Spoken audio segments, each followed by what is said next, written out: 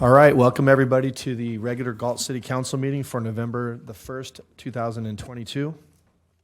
Can we have a report from closed session, Mr. Attorney? Yes, council convened in a closed session to discuss labor negotiations with the groups designated and listed on the agenda. Council received information from staff and provided direction to staff. There is otherwise no reportable action. All right, thank you. I'll now call the meeting to order. Can I have a roll call, please? Vice Mayor Sandu? Here. Councilmember Papineau? Here. Councilmember Vandenberg? Here. Councilmember Lozano? Here. Mayor Farmer? Here. If everyone would please join us in a silent prayer followed by our flag salute.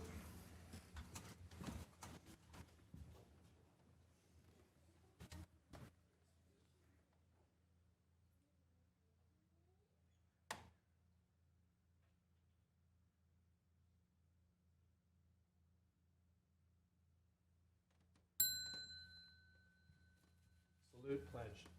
I pledge allegiance to the flag of the United States of America and to the republic for which it stands, one nation, under God, indivisible, with liberty and justice for all.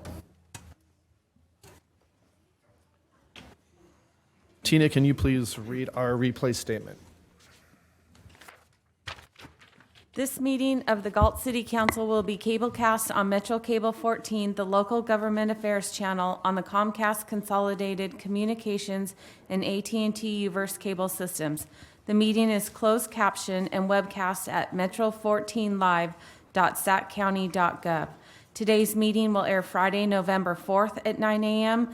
and Saturday, November 5th at 9 a.m. This meeting can also be viewed at youtube.com/MetroCable14. All right, thank you. Moving on to item F, agenda approval, additions and/or deletions. We do have item L2, which is from the Finance Department. It was the procurement policy update. We have, the city manager has asked to move that to the November 15th council meeting. Do I have any additional changes, council, staff? Okay. Just for the people in the room, I'm assuming a lot of you are here for the item L4 for the baseball contract, I'll call it.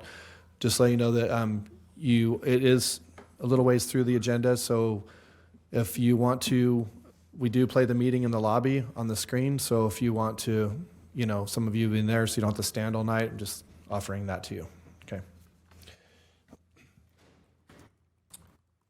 All right, first item is going to be item G, presentations. It's going to be from the Galt Community of Character Coalition presentation, the Pride in Community Award.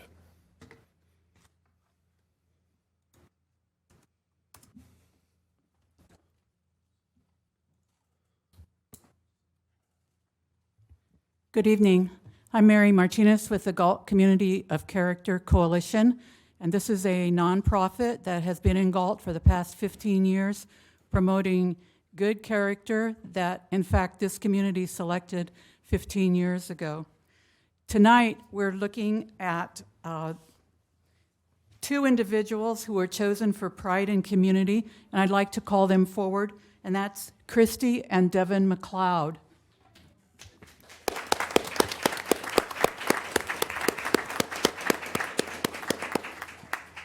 And I'd like to read the narrative that was put together by those in the neighborhood.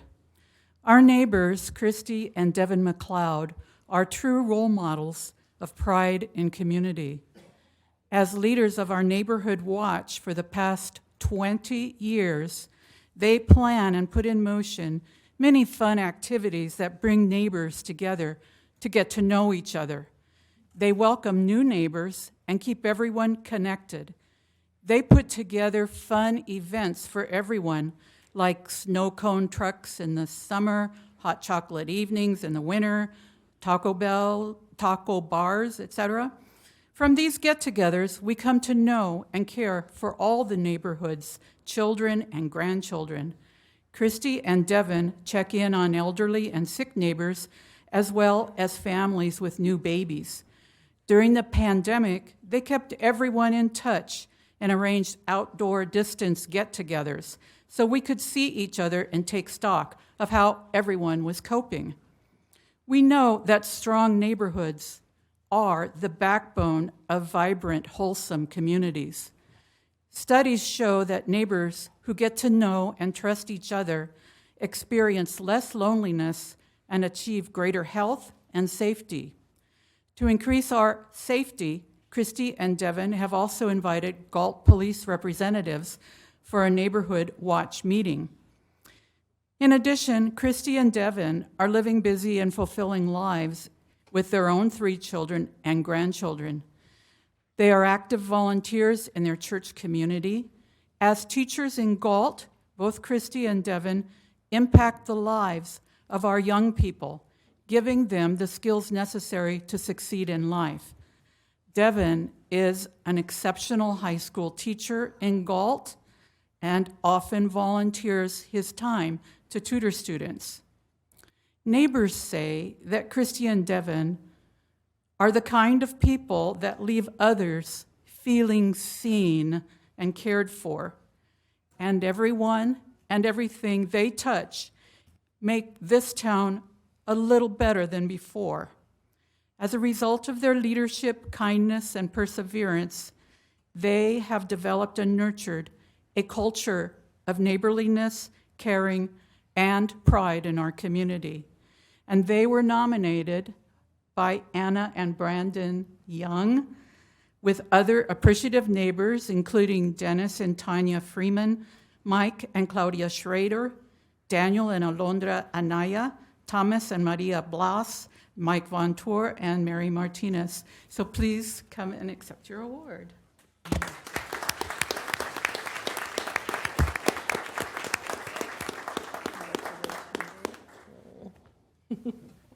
Congratulations. So welcome. Can we just pause for a picture? Sure. Okay.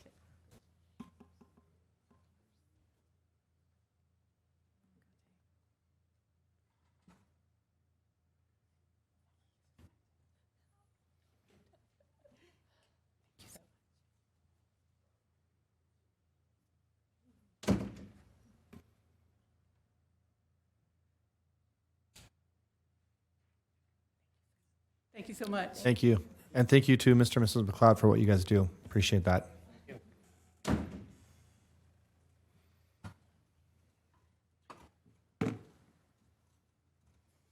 All right, moving on to item H, public comment. Tina? Under Government Code Section 54954.3, members of the public may address the city council on non-agenda items. The public comment section is for the city council to receive comments, except for brief responses to questions. No discussion or action may be taken on any item that is not listed on the agenda. Please limit comments to a maximum of 5 minutes. Due to the statewide emergency, public comments may also be submitted as noted above via the options listed on the first page of the agenda for providing live public comment or prior to the meeting via email to pubcom@cityofgalt.org by 4 p.m. on the day of the meeting, which will be distributed to City Council, made part of the official minutes, and posted on the city's website prior to the meeting, but will not be read out loud. All right, just for the people in the room, know that this public comment is for non-agenda items. So if you're here to speak on a specific item, you will be called up during that discussion on that item. So this is just for non-agenda items. Do we have any public comment? Not at this time. Okay. All right, moving on to item I. Reports by city council members on regional boards, commissions, and committees. We'll start with the vice mayor. Thank you, Mr. Mayor. I have nothing to report, but regional transportation, we are meeting next week. I will report the next council meeting. Thank you. All right, Mr. Papineau? I didn't have any meetings. Mr. Vandenberg? Thank you, Mayor. I attended the Air Quality Board, which was fairly uneventful for generic finance, but mostly everybody said goodbye to Mr. Natoli, which was quite nice to hear. He's been an outstanding representative for the community. It was a pleasure to sit in on that meeting, so I thank you very much, Mr. Pompanow, for giving me that opportunity. I also was on the Consumnes Groundwater Authority. And since there's a lot of people here, that meeting was a little uneventful, but the previous one was more eventful because you should all know that the 2 tunnels are rebranded and are back in the works. So it's a 20-year project, but they still want to do them, just so you all know. And that's all I have, Mayor. All right, thank you, sir. Councilman Lozano.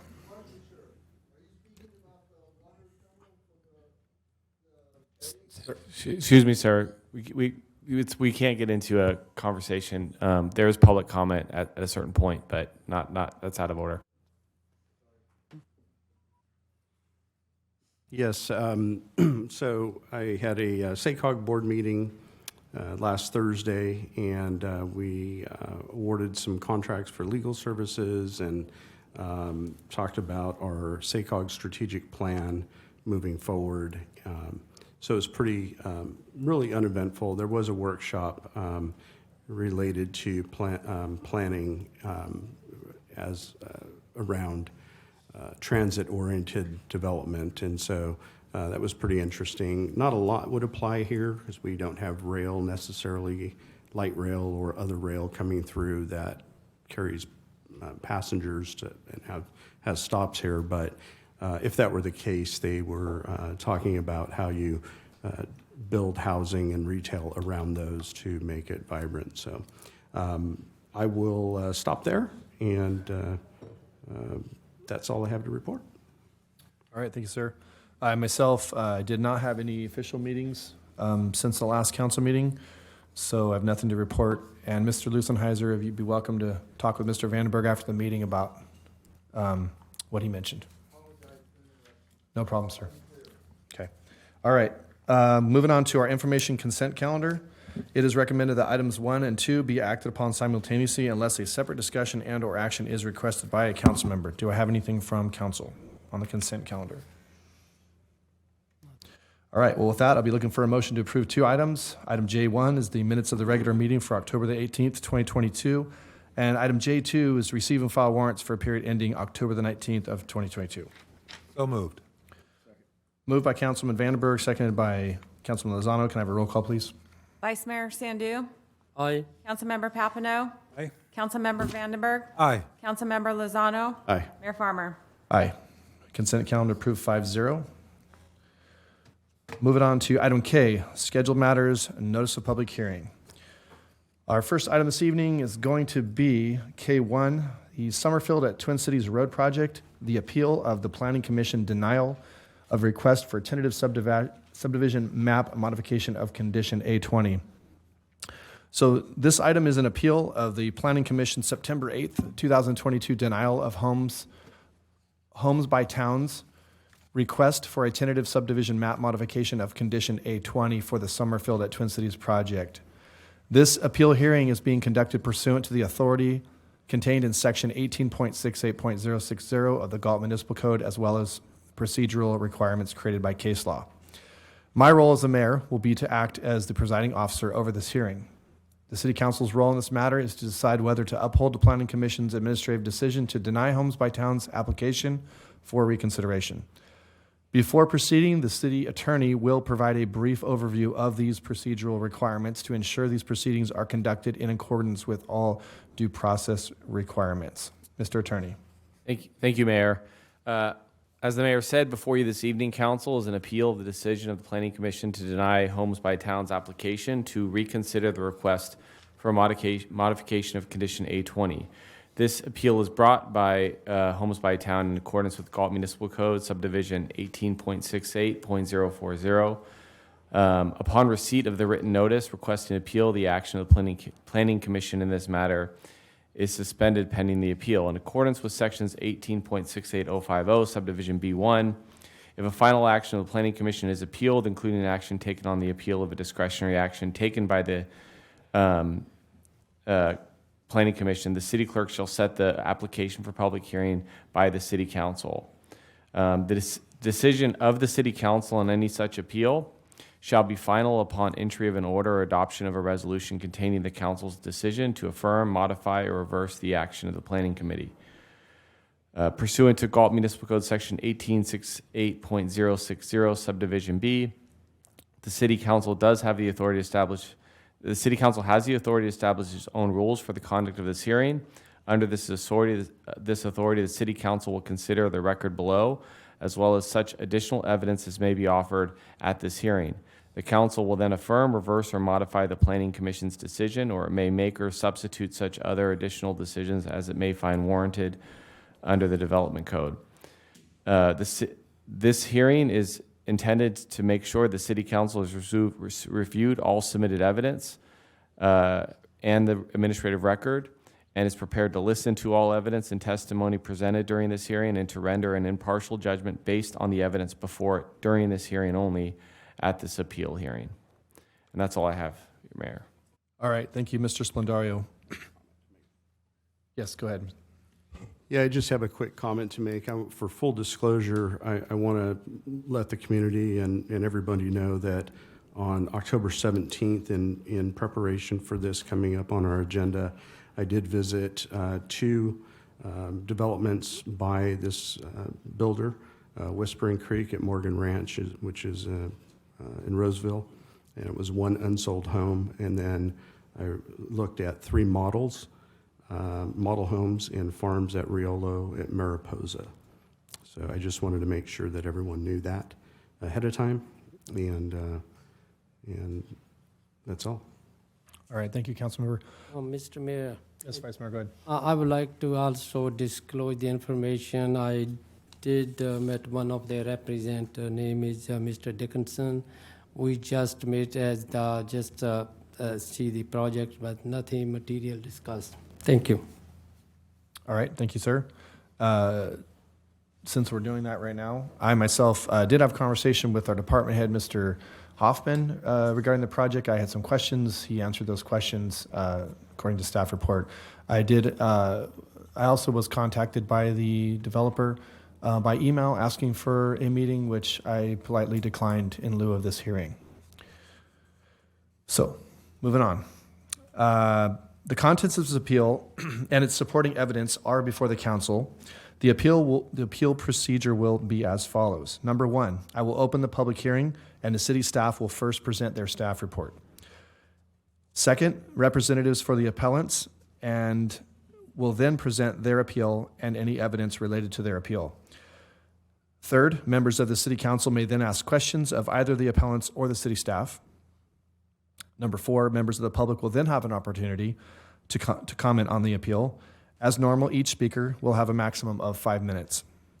And number five, representatives of the applicant will then have an opportunity to present additional evidence in rebuttal to points raised by appellants, the public, or questions posed by the city council. We are now ready to proceed with this matter. Madam Clerk, do we have proof of publication of this appeal hearing? Yes. All right, thank you. We will now proceed with the staff report on this item. Mr. Hoffman. Good evening, Mayor, members of the council. The Summerfield at Twin Cities project was originally approved by City Council in September of 2020. And the City Council, at that point in time, at that part of that original approval and hearing, added condition A20 to require a specific amount of homes, sizes, and percentages. This condition was crafted by the council at the public hearing. And again, it identified 5 different tiers, percentages within those tiers.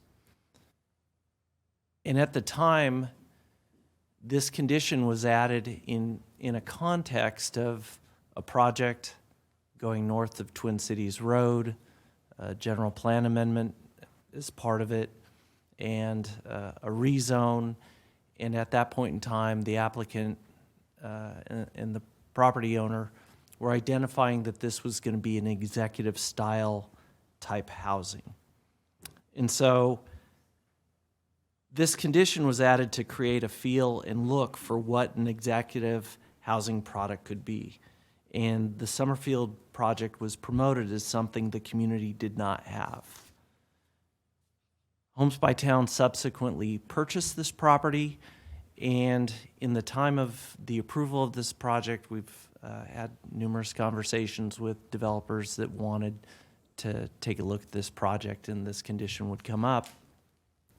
And staff have always indicated this condition was different. Although it is just one of numerous conditions that reflect and govern the subdivision map, it's a little bit more special because it was crafted in the context of maybe why this project was going to be approved or denied at the city council level.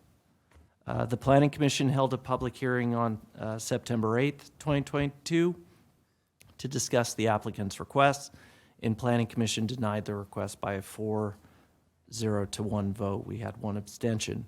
And the Planning Commission did not identify new information that would justify amending the condition consistent with the findings required, and upheld the project condition to provide a more executive-style housing product. The Planning Commission did not find that the modified condition as being proposed by the applicant tonight would result in an executive-style housing that was originally envisioned. As a matter of policy, Community Development Department staff does not counter the policy and direction of the City Council. The staff recommendation is to uphold the council condition. And that's essentially staff's presentation tonight. This is a condition that came from the council, and staff supports that condition, and staff supports the findings that the Planning Commission made in upholding that upholding that condition previously. And that concludes my presentation. If there's any questions that I might be able to answer. Okay, well, our next, thank you, Mr. Hoffman, for that. What we will do is the appellant will have his opportunity to make a presentation, and then the council will have the opportunity to question either the staff or the appellant. So at this time, if a representative of the appellant would now like to present their appeal. However, the appellant's presentation will be limited to the issues raised in the appeal application.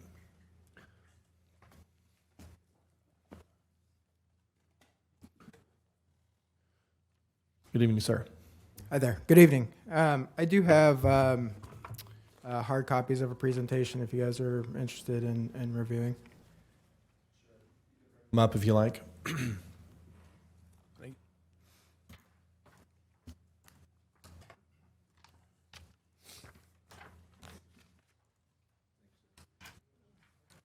I'll put it in the file. Thank you.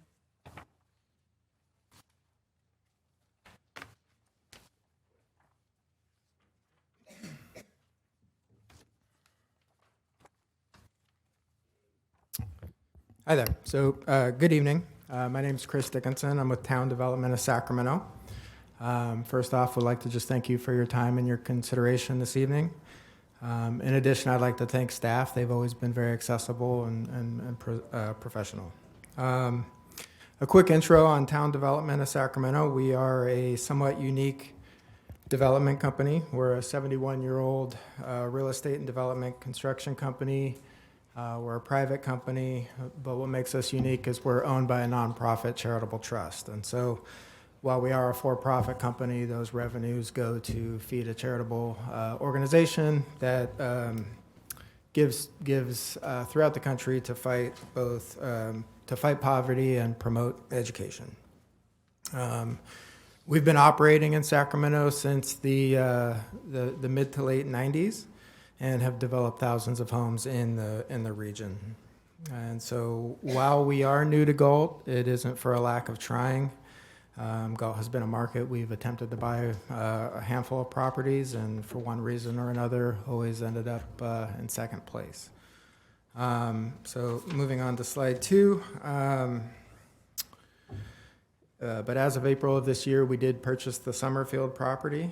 And Summerfield is a 204-lot subdivision approved in 2020, located at the corner of Twin Cities and Moringa.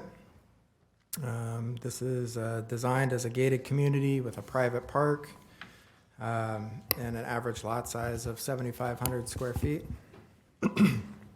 We envision this as a step-up community and are considering plans that'll include a standard 3-car garage, oversized loggia, and 4th-car garage options. These are our most popular structural options, and so we're trying to incorporate those as a base level here for Summerfield. In addition to these structural options, buyers will have the full spectrum of upgrades in a community, gourmet kitchen, dedicated workspace options, first floor bedroom suites for multi-generational living, theater rooms, multiple locations for fireplace, prep kitchens, and more. So between these structural options and the interior options that'll be offered, we're going to offer these at a price point not available in suburbs to the north, in the Thomas and Elk Grove. We think this will be a community in high demand. And so, in addition, I think we're going to offer a spec level that's not currently offered in Galt. Moving on to slide 3. So what we are here to discuss tonight is a modification of condition A20 to restructure the existing condition from 5 tiers down to 3 and reduce the percentage requirement for each tier. I'll go into further detail as to reasons why we are requesting the modification, but it really comes down to 3 reasons. The first is market preference towards single-story homes. The current condition is going to result in too many 2-story homes, and we want to be able to offer as many single-story homes as the market will demand. Reason number 2, market preference has really steered away from the homes in excess of 3,000 square feet. We do think there is a market for these larger homes, but it'll be at levels, but not at the levels required by the condition. And then finally, we would just like to have more flexibility on matching the plan types and the lots. We don't want to be in a position at the back end of the project where we are unable to offer the most popular plans because we've checked the box for that square footage. Moving on to slide 4. So the slide 4 has the existing condition for you to read. As Craig mentioned, this condition was crafted on the fly by the City Council, and during that meeting, the council members did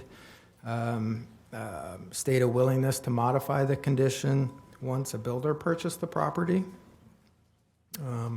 I believe our concerns are unintended consequences of the condition that will result in an inferior product and an inferior neighborhood than what we could otherwise achieve. So I tried to structure our proposal to not just alleviate our concerns, but to keep within the intent of the council that night. We think the structural features and options that we're going to be offered are going to offer that move-up community that was intended that night. Moving on to slide 5. So I'm going to go into a little bit more detail on each of those reasons. So concern number 1, this condition is going to result in too many 2-story homes. In our move-up communities, buyers prefer single-story homes at a rate of 4 to 1. 2-story homes are prevalent in entry-level communities because they're cheaper to build, not because they're more popular. The photo in the slide there is an aerial photo of our Morgan Ranch subdivision in unincorporated Placer County. A move-up community we envision as being similar to Summerfield, larger lots, bigger homes, and as you can see, the majority of those homes are single-story. So condition A20 has the potential to result in almost 60% of these homes being 2-story, which again, we think is an unintended consequence of the condition, drafting it on the fly, and because the developer had not analyzed the sizes with any type of architecture before agreeing to that condition. Slide 6, so you might be asking yourself, how does this condition result in so many 2-story homes? And the answer is the required home sizes in combination with the city coverage limits on these parcels, which is 50%. And so coverage is calculated with more than just living area. It includes garage space, front covered patios, loggia. And so starting in the third tier of the requirement, the 2,800 square foot home, we're forced to either offer a 2,800 square foot home that's single story, but pretty bare bones, versus something that with more amenities, which we would prefer to offer. So, as mentioned, we want to offer as many single-story homes as possible, and we want to offer as many options and amenities as possible as well.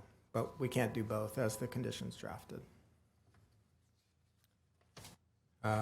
Slide 7, home size. So the tier percentages as envisioned just don't match up with the marketplace. Their communities don't develop with an even distribution. Generally, the most popular home sizes in our step-up communities are the 2,300 to the 2,700 square foot home range, with fewer homes at the fringes. So the smaller homes aren't as popular as are the larger homes. So generally, what we have found is that the homes in excess of 3,000 square feet are really not coveted like they were in the early 2000s. And this is really due to two reasons. There's a buyer preference towards amenities, the extra garage space, the loggia. They're putting that money into upgrades as opposed to that fifth bedroom that never gets used. And then item 2 is cost. And so the base price of these homes that are in excess of 3,000 square feet is so great that we find that the spec level ends up being a lot lower. So, at the end of the day, we'll see a 2,750 square foot home that's as valuable or more valuable than a 3,000 square foot home. Moving on to slide 8. So finally, we're looking for some flexibility. Again, the 20% threshold tier is not a realistic outcome. It's not mathematically possible the way the conditions drafted. That 20% doesn't go into 204 evenly. But really, invariably, with every community we build, there's going to be those 2 or 3 plans that just take off and are just hit the mark, and they're the most popular. And so we want to be able to try to match those plans with the buyer, with the right lot. And so our concern really is that you end up getting a partway through the project, and we're only able to offer the homes that aren't as popular as some of the others. Additionally, we don't pre-plot entire communities, so we release 4 to 8 homes at a time. And try to match the buyer preference with the preferred lot. So reducing the percentage requirement in each tier would give us that flexibility we're looking for. And so with that, slide 9, first and foremost, we're excited to be here in Galt. Summerfield's going to be a great project either way, but I think if we can modify condition A20, it's going to allow us to offer a high quality product that can match consumer preferences and give us some flexibility in the project to make a good project great. So with that, thank you for your time and consideration, and I'll try to answer any questions. All right, thank you for your presentation. We'll now allow the city council to question either, and I'm sorry, I totally apologize, Mr. Chris, you can just call me Chris. Chris. Can question Chris or Craig? Anybody want to start off?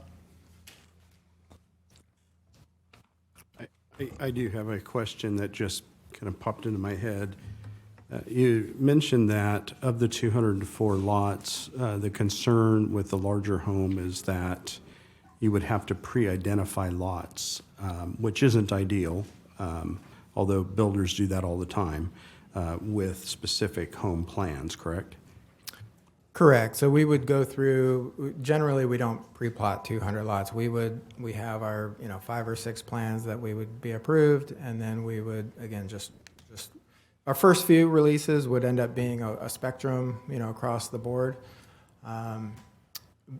trying to figure out what's most popular, but then at some point, we're just going to tailor those plot plans to what the buyers are looking for. So given that, and I understand that 20% you can't evenly divide that into 204. I get that. That aside, how many of the lots do you expect under the current condition of A20 will have to be pre-identified? Well, so when you go to the larger home, they become 2-story. So the coverage doesn't become an issue because you're essentially dividing the overall square footage in two. So it's really a combination of the 2-story homes not being a market preference, and we would have to have at least, at a minimum, 40% of the homes would be 2-story, which just doesn't match buyer preference. So, and each one of those 2-story homes would have to be on a pre-identified lot? Is that what you're saying? No. We would have that flexibility. It's really that middle tier we would have to identify. And then once we get into the structural options, so it's that third tier which has become the problematic with it doesn't fit when we pre-plot it with a third car garage as a standard feature, and then the additional loggia and the fourth car garage. That's where it becomes problematic. Okay. Mr. Hoffman, I have a question regarding coverage. My understanding was coverage as it related to, like, let's say you wanted to do an ADU or a room addition, that the coverage was living space. But what I heard tonight was that it is any outdoor covered area or garage, like where you park your car. It's any structure on a property counts as covered space, whether it's a porch, whether it's an awning, whether it's some type of little storage unit in the back. It's the garage. It's everything that covers a piece of property. So just for clarification, so I understand, if I were to put on my home I'm going to call it aftermarket, I know it's probably the wrong term, but a patio cover, one of those metal patio covers, that gets counted into my coverage area? Lot coverage, yes. Okay. That's all I have for right now.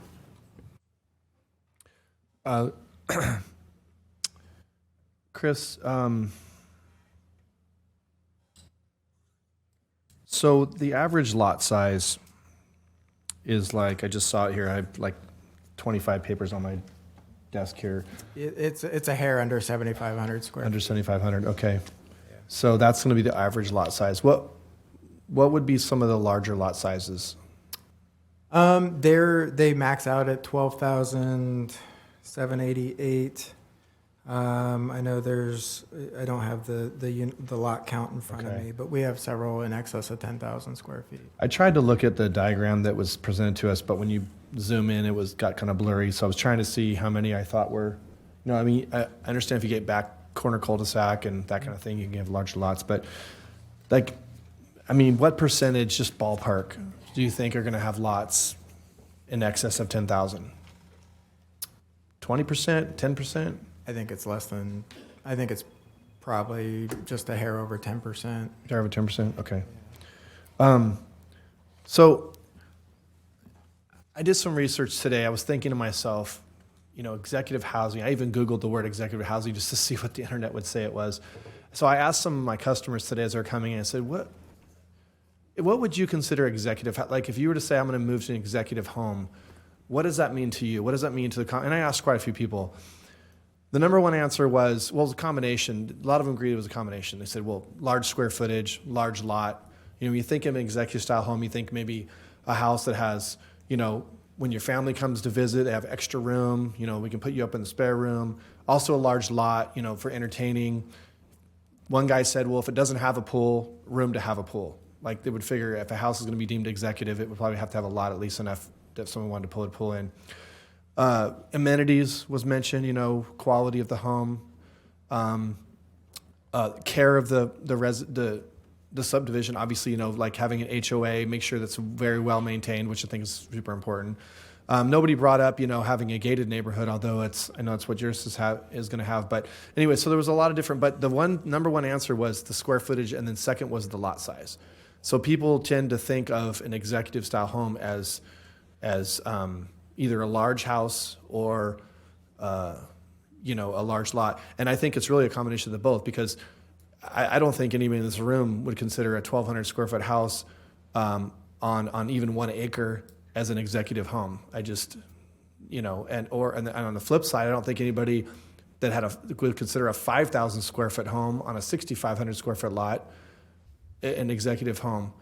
When it comes to amenities, I mean, I live in a small house since my wife and I downsized, and I could put the best flooring in my house, have the best paint, the best door.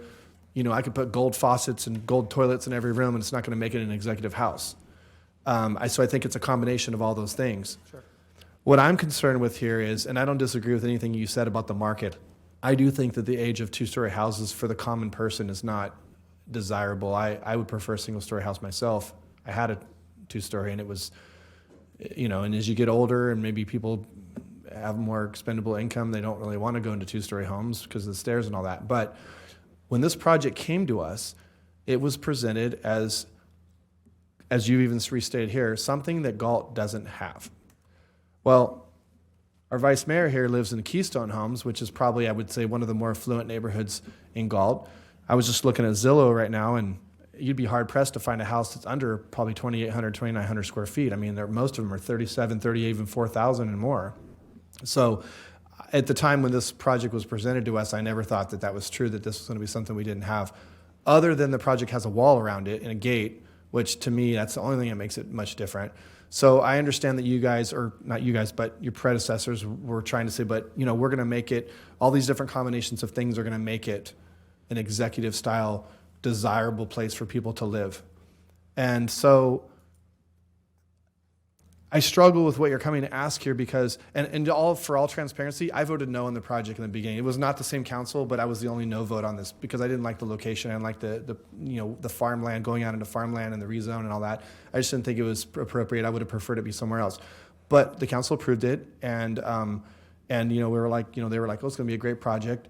But I feel like right now we were sold a Mercedes, and you're coming to us trying to give us like an Isuzu or something. And I think that you can put all the amenities in that Isuzu and you can make it have all the features, and it's still never going to be a Mercedes. I think if people want an executive style house in a really nice neighborhood like what you first were going to build, I think that's what the people were looking forward to. And so I'm going to stop my comments at that right now. Maybe I'll have a little more, but I apologize for being so blunt, but I'm just tell it like it is. So that's my feeling at the moment. Anybody else want to jump in? I would, Mayor. Thank you. So my understanding of executive home was a little different. Not so much the size of the home, but you mentioned several amenities that you probably can't find in homes of similar size in Galt. So that's where I saw the difference that you were presenting to us. I'm not a fan of the 2-story homes, people looking down in my backyard. I definitely purchased my home for that exact reason. In short, can you reiterate or tell us what the benefit? I mean, you're basically catering to the market because you feel like it's shifted. Yes. Yeah, I mean, I guess I would just go back. I mean, executive housing is a very ambiguous term, I think. I'm not sure there's in your Google search if you came up with a good definition, because I've yet to find one that's at least consistent. I guess it's not a custom home, right? And the condition is only capturing size. So our understanding of an executive home is a larger than average home. It's going to be better than average quality. It's going to have potential for features not typical, so 3, potentially 4-car garage, oversized backyard patios, amenities back there, space for a pool, barbecue pit, kind of those style amenities. Thank you. Yeah, Mr. Mayor. First of all, Chris, thank you for bringing tonight the explanation why you want it. And my first question, when you bought the property, you was known there was a condition on the property, and I was the part of the council when we put that condition. And I know that condition is, I can see it's a little bit hard because they put in 25, 25. They don't give no leeway in at the end, 25, 25 for all the lots. The other thing is that time when we was in the council, we approved that the reason I was to prove that annexation because we wanted something different house than Galt. That time we decide if somebody want to move from smaller house to bigger house, we still be a Galt citizen. We don't have to move to Elk Grove or Lodi. Sure. And the three council member here was on that meeting. I believe they also know that too. The other thing I'm looking what you asking. You almost asking 50%, right? You make 3 tiers. 50% that the range we approve, but then the other 50% you want to, I can say your cushion, whatever market drove, right? Correct. That's the intent. And I did understand you might be have a more experience than market drive. You guys have a consultant, and you guys have the property. Always the developer wants to. That's their profit. That they wants to be market. I'm agree with you. That's the every business that way. The changes you are asking is not a extra change. A lot of time developer ask the change because the market change. 2 years ago when we make that condition, now is market change. Everybody know that. Now is a 7-8% inflation. That time was a 1 or 2% inflation. At this time, I know the council make the condition, and I maybe I ask my other colleagues if there is any flexibility because we, as a city, we want, and your company did spend a lot of money on this project. We want to be successful. The other thing, we also want to stay, whatever we make a decision 2 year, be a different subdivision from the other subdivision. Sure. So that's that's the reason. The other thing is that time you would like to make more single story than the double story. What was the reason? That's just by our preference right now. But that's not a market because I see all over the other developer, they have a single story, they have a double story. A lot of developers, they don't give their preference, right? Well, I think most subdivisions, if you go up to Elk Grove or you go up to Natomas, you're going to see a prevalence of 2-story homes, and it's because they're cheaper to build. So you can get a smaller lot, you can put a larger home on a smaller lot. So that's why there's a prevalence out there. There's actually fewer options available for single-story homes from a new home builder these days. And so that's the niche we're trying to fill here in Summerfield.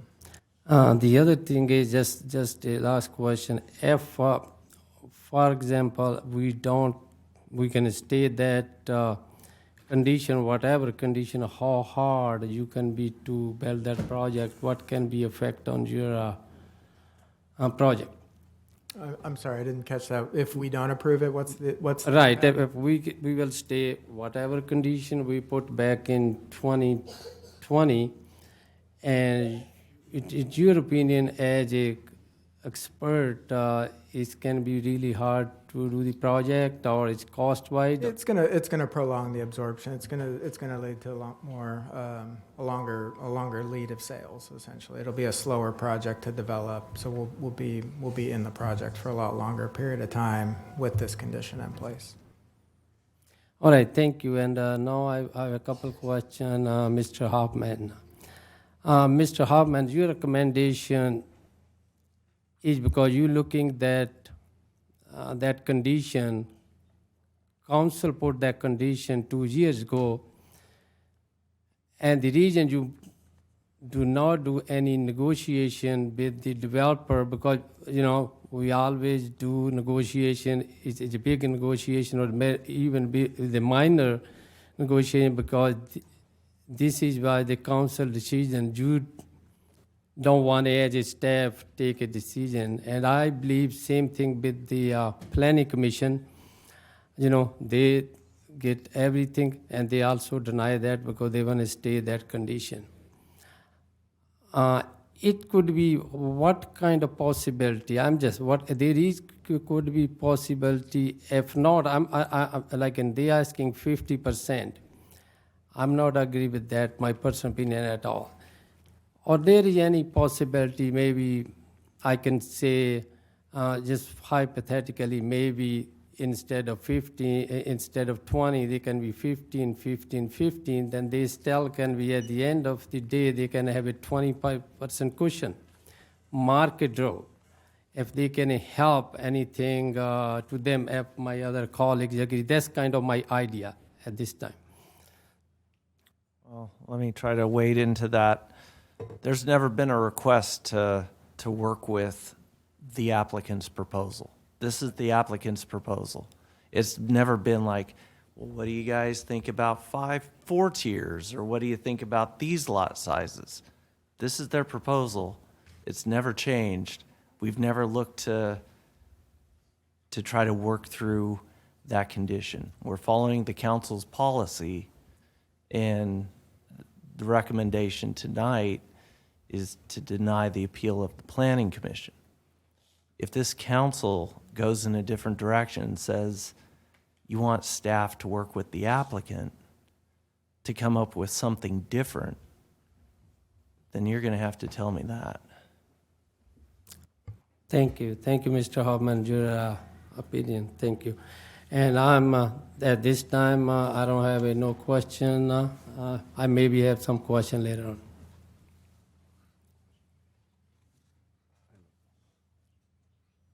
Mr. Hoffman, real quick, I don't mean to jump in here. I know Councilmember Papineau wants to say a few things also, but to follow up with that question, if the applicant proposed coming to you and working on a different tier system, would you have the authority to do that at your department head level? If I get 3 votes. No, I'm talking about before it No, comes to no, the planning no, commission but- or the council. No, because there's a condition that's been set on this map, and I've never been given any direction by any body Correct. to do that. Okay, that's my point, is that even had the developer come to you and said, hey, this 5 tiers isn't really working because of market reasons, for all the reasons that we've talked about or heard about tonight, if he would have said, I have a proposal, you wouldn't have the authority to work with him on that change.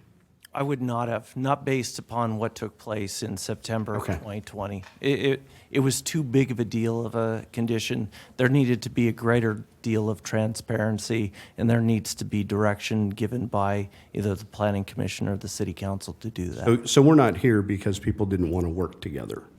That's, Well, I had no direction to do that, I guess, Councilman Lozano. My direction was to uphold the policy direction of council, and I feel like I've done that. right, no, and I would agree with that. I'm just saying that the question of whether or not the tiers would have worked or not, the applicant and nor you had the ability to unilaterally make that decision outside of this environment. I would agree with that. Okay, that's what I was getting at. Thank you. Would the planning commission have been able to recommend that, or did they just say, we don't want to alter what was originally decided by the council? Would they have had the latitude to say, maybe, can you work with it, or that didn't get discussed? Well, they could have, but you also have to understand the current proposal by the applicant and what the condition, they aren't even close. I mean, when you truly look at them, No, I understand one is based upon market flexibility. you have these percentages, but there's nothing in this condition that Yeah, I'm says you just couldn't asking, build did like anybody a from the planning commission say, well, could we meet in the middle, or was that even brought up in the planning meeting? I 'Cause think didn't we see had it. a couple of the planning commissioners looking at that, but I think they looked at the original condition as that's what the expectation for executive style housing was. It wasn't these lower percentages. Mr. Papano, did you, go ahead.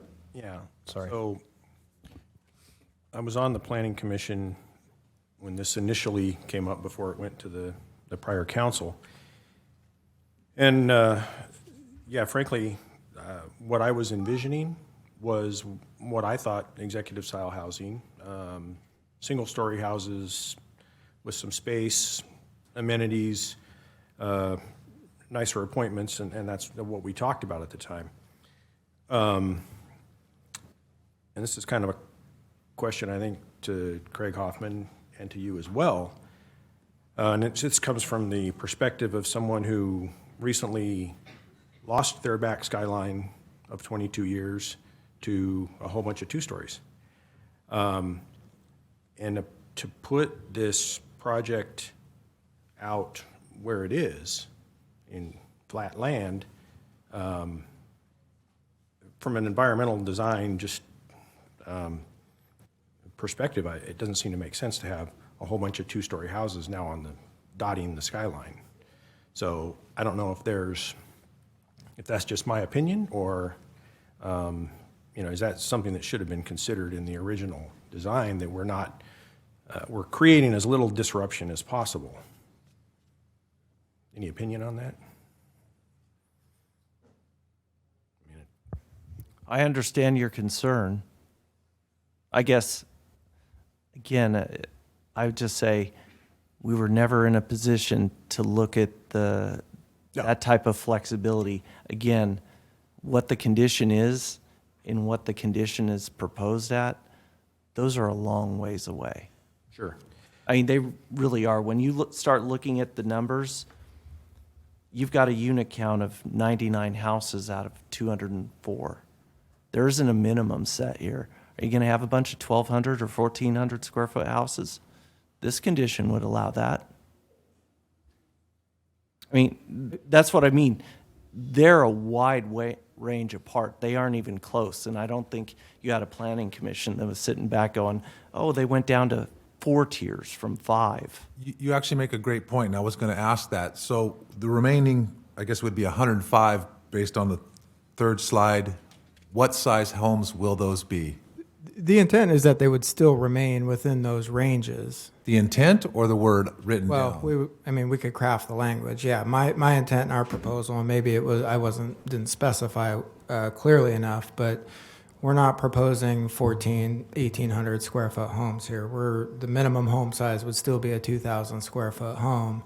They would all fit within those tiers. It just gives us the flexibility to place those units within the tier. Sorry for cutting in, Mr. Pompano. That's good. Good follow-up.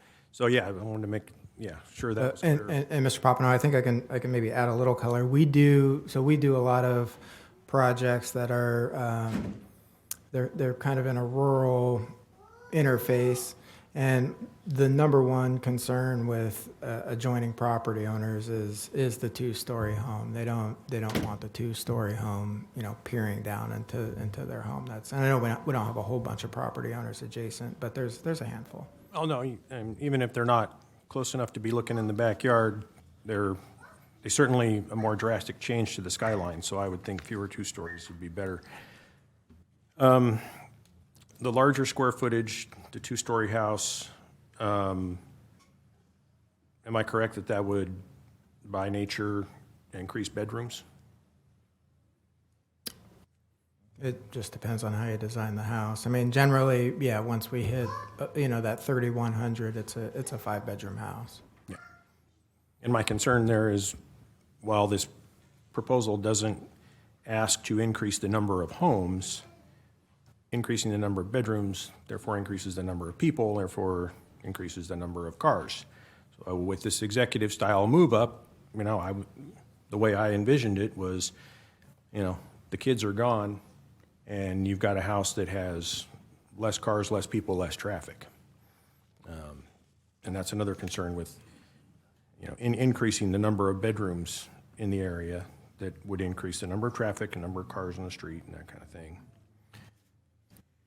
Can I make a comment on something that was made earlier as well? I don't want anybody to think that we didn't reach out to staff. We have had discussions early on when we were in due diligence on the project, and we did, and we received a clear response from Craig that, hey, this was a council decision. This isn't mine to modify.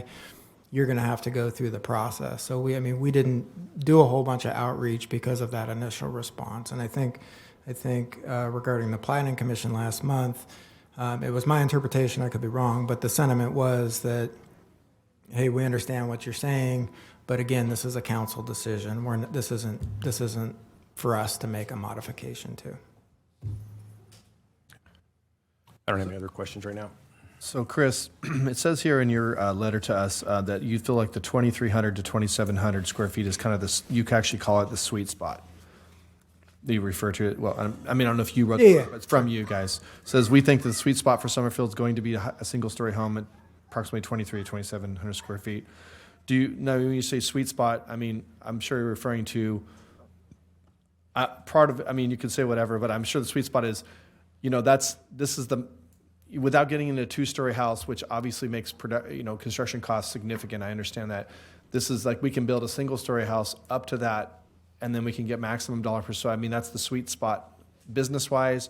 It also could be a sweet spot marketing-wise. No. I'm talking demand only. We actually make more. Our margins are larger on a two-story home because they're cheaper to build. You have a smaller footprint. You have a lot less concrete.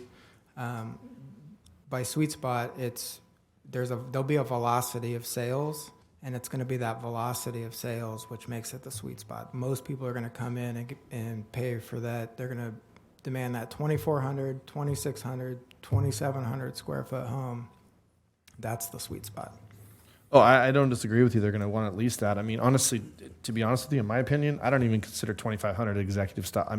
Whatever word I'm using, executive. But I was looking at houses. I was looking at areas like, I don't know if you're familiar with like Sun West or like Rivergate. I know Rivergate's probably a really affluent neighborhood in Lodi, but Sun West is what I would consider a very executive style neighborhood. And you got 5,000 square foot homes in there. And I do agree that the two-story, I hate the way I see a lot of subdivisions where you have this monster house, small lot, they're like right next to each other. You can peer into people's backyards. I totally agree that, and Mr. Vandenberg and Mr. Papanow mentioned that. I agree.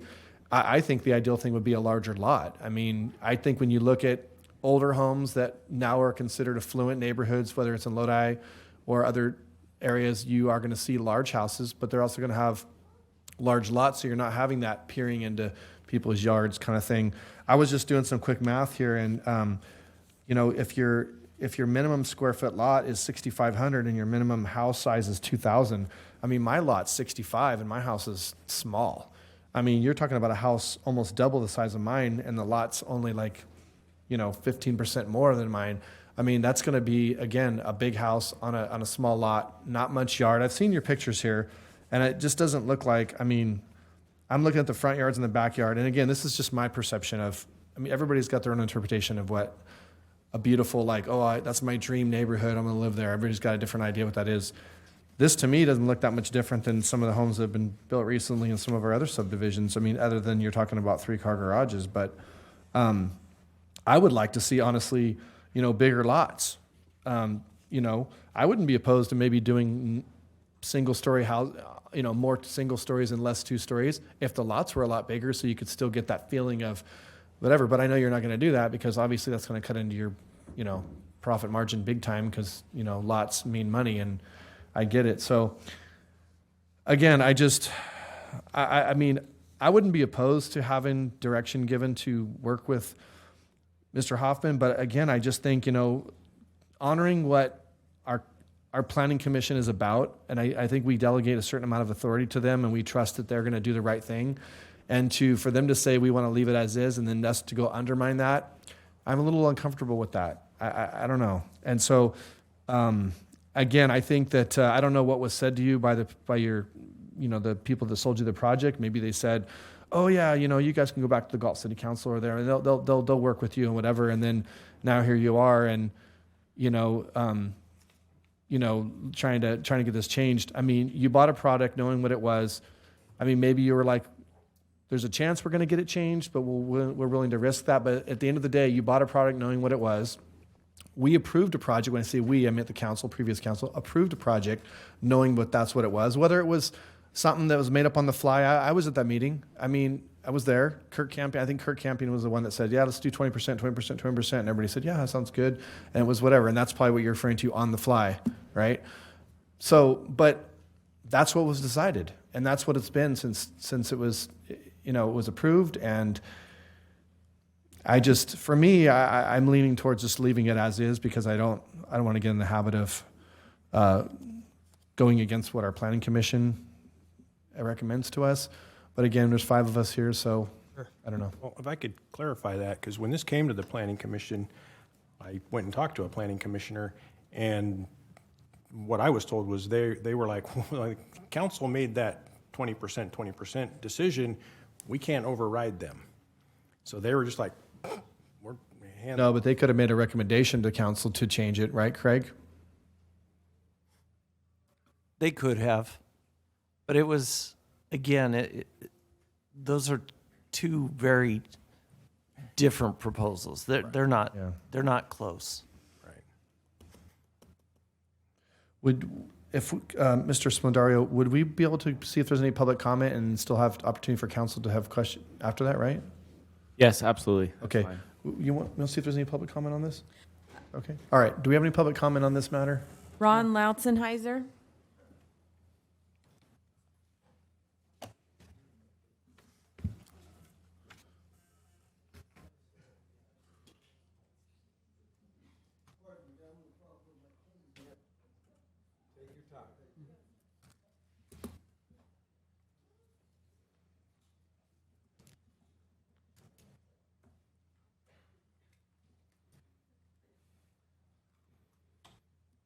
I got a quick question first.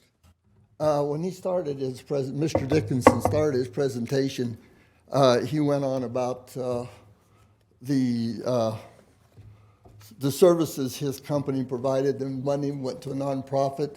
Would it give any more influence to the council if I listed my contributions to the city and the thing before I spoke? Please proceed with your comment. We're not supposed to have dialogue back and Oh, forth. okay. Sorry about that. Just to help you out, you have 5 minutes of public comment. You can spend it however you want, as far as it relates to the agenda item. I wouldn't want to waste the time. It wouldn't have any effect, though. Proceed, sir. Okay. Actually, most of the points that I brought up in my letter, which I passed out to you people, you've covered. Quite frankly, those of us in the area, and at the time the project was approved, I spoke for 6 homeowners, including myself, whose land abutted or was a neighbor to the north and the west. And there was another lady who spoke for another 3 or 4 on the west side, and we were all against this project. We feel that the project, I was at the meeting when it was passed, and I felt that one of the principal points that passed the project was their percentages of housing, the sizes, and the executive part. I get nervous talking in front of people anymore. The executive homes were promised by the builder. Now, I feel the gentleman I was also at the planning meeting with Mr. Hoffman and Mr. Dickinson, and he admitted that his company knew about these percentages and sizes before they bought the property. So what he's doing now, to me, sounds like a bait and switch, which I'm led to believe is illegal. But it's just a personal opinion. I do not remember the Sheldon company saying anything about 2-story houses or McMansions. All they said was executive homes, and I assumed that they would have appropriate lots. They went along quite willingly with what the 2020 that the council presented, And the council seemed to, to agree with it. So I feel that if they want bigger homes, they should just give bigger lots. I mean, originally the land was zoned A2, and back several years before the Summerfield project came through, the county did not approve resizing the lots from 5 acres to 2 acres. I also feel that according to the Sacramento Bee real estate, there are a large number of homes sold every week in Galt for $500,000 and $600,000. On Howshite Road, which is the immediate boundary road to the west, there is a project in there. I don't know the name of the project. All the homes are on 2 and 5 acre lots. Only 1 or 2 of them, now I shouldn't say that, the majority of them are all one-story houses. And I have not heard of anyone having any problem selling those houses. And they are not 1,400 and 1,500 or 1,800 square foot houses. They are large houses with 3-car garages and large sheds and things out back. So, pardon me. Take your time. Didn't used to bother me to speak in front of people. There was a comment that the homes they would, that Mr. Dickinson's company would build would not, if he went with the 20-20-20, would not match the surroundings. And that kind of confuses me because the surroundings are all rural farms, one house on 2 acres, one house on 5 acres, or houses on 20 acres. How could a city project with 4 houses per acre blend in with a rural project, I mean, with a rural neighborhood that already exists? There's a couple of things he brought up today he did not bring up in the meeting. How the hell was it? Basically, most of us feel we were against the project to begin with, but when the project was approved, it was nice to hear that there was going to be large executive homes, and we feel that it should stay that way. If they have to put a bigger lot, fine. They knew lot sizes, they knew percentages when they bought the company from the Sheldon Company. And I would, once again, on the bottom of my letter, I had 3 things that I would ask. Mr. Lusenheiser, your 5 minutes are up. I'm going to give you about 20 seconds just to wrap up, though, okay? Okay, I would appreciate it if you could read the bottom of my letter. It's about the drainage situation.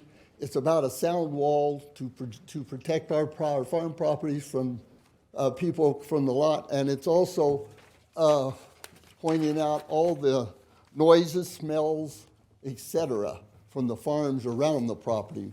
We should be protected in the sales, Okay. from this. I did read your letter, and we will. I'll ask the council. We'll look at that. We'll look back at that particular section. Thank you. I have to hold you to the time limit, though, sir, just to be fair to everybody else. So, Right. I appreciate your comments, sir. Thank you. Thank you. Do you have any additional public comment? No. Okay.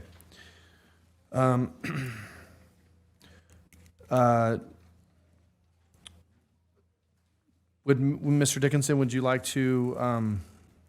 We will give you an opportunity now to make any sort of rebuttal to what you've heard from council and from public comment. If you would like to do so, you're welcome to. If you don't have to, but it's up to you. Thank you. I really don't have a rebuttal. I just want to say that the modification we're trying to make here today is the intent is to make a good project better. We think there'll be benefits to us, but we also think there's long-term benefits to prospective home buyers to create a desirable neighborhood that'll have a added value for years to come. So, thank you. Okay. Mr. Mayor, if I may. Please go ahead. I think to address the gentleman's point, this is beyond a pass or fail. The homes will be built. We're here to decide whether we're going to allow homes that are liked, a certain style that's liked more by the public or not. That's how I break it down. If you want to get it down to just a couple sentences, are we going to allow them to build homes on the existing lots that are more likely to sell? Or is it going to be a long, drawn-out project? Yeah, I think where we're at here is I think we have three choices. I think the choices are we allow the change, or we just deny the change outright, or we give direction for something different. That's really what we have, I think. Go ahead, Mr. Yeah, I just need to say a couple of things about my time that I spent with the project applicant up in Roseville at their lot plot, or their lots there.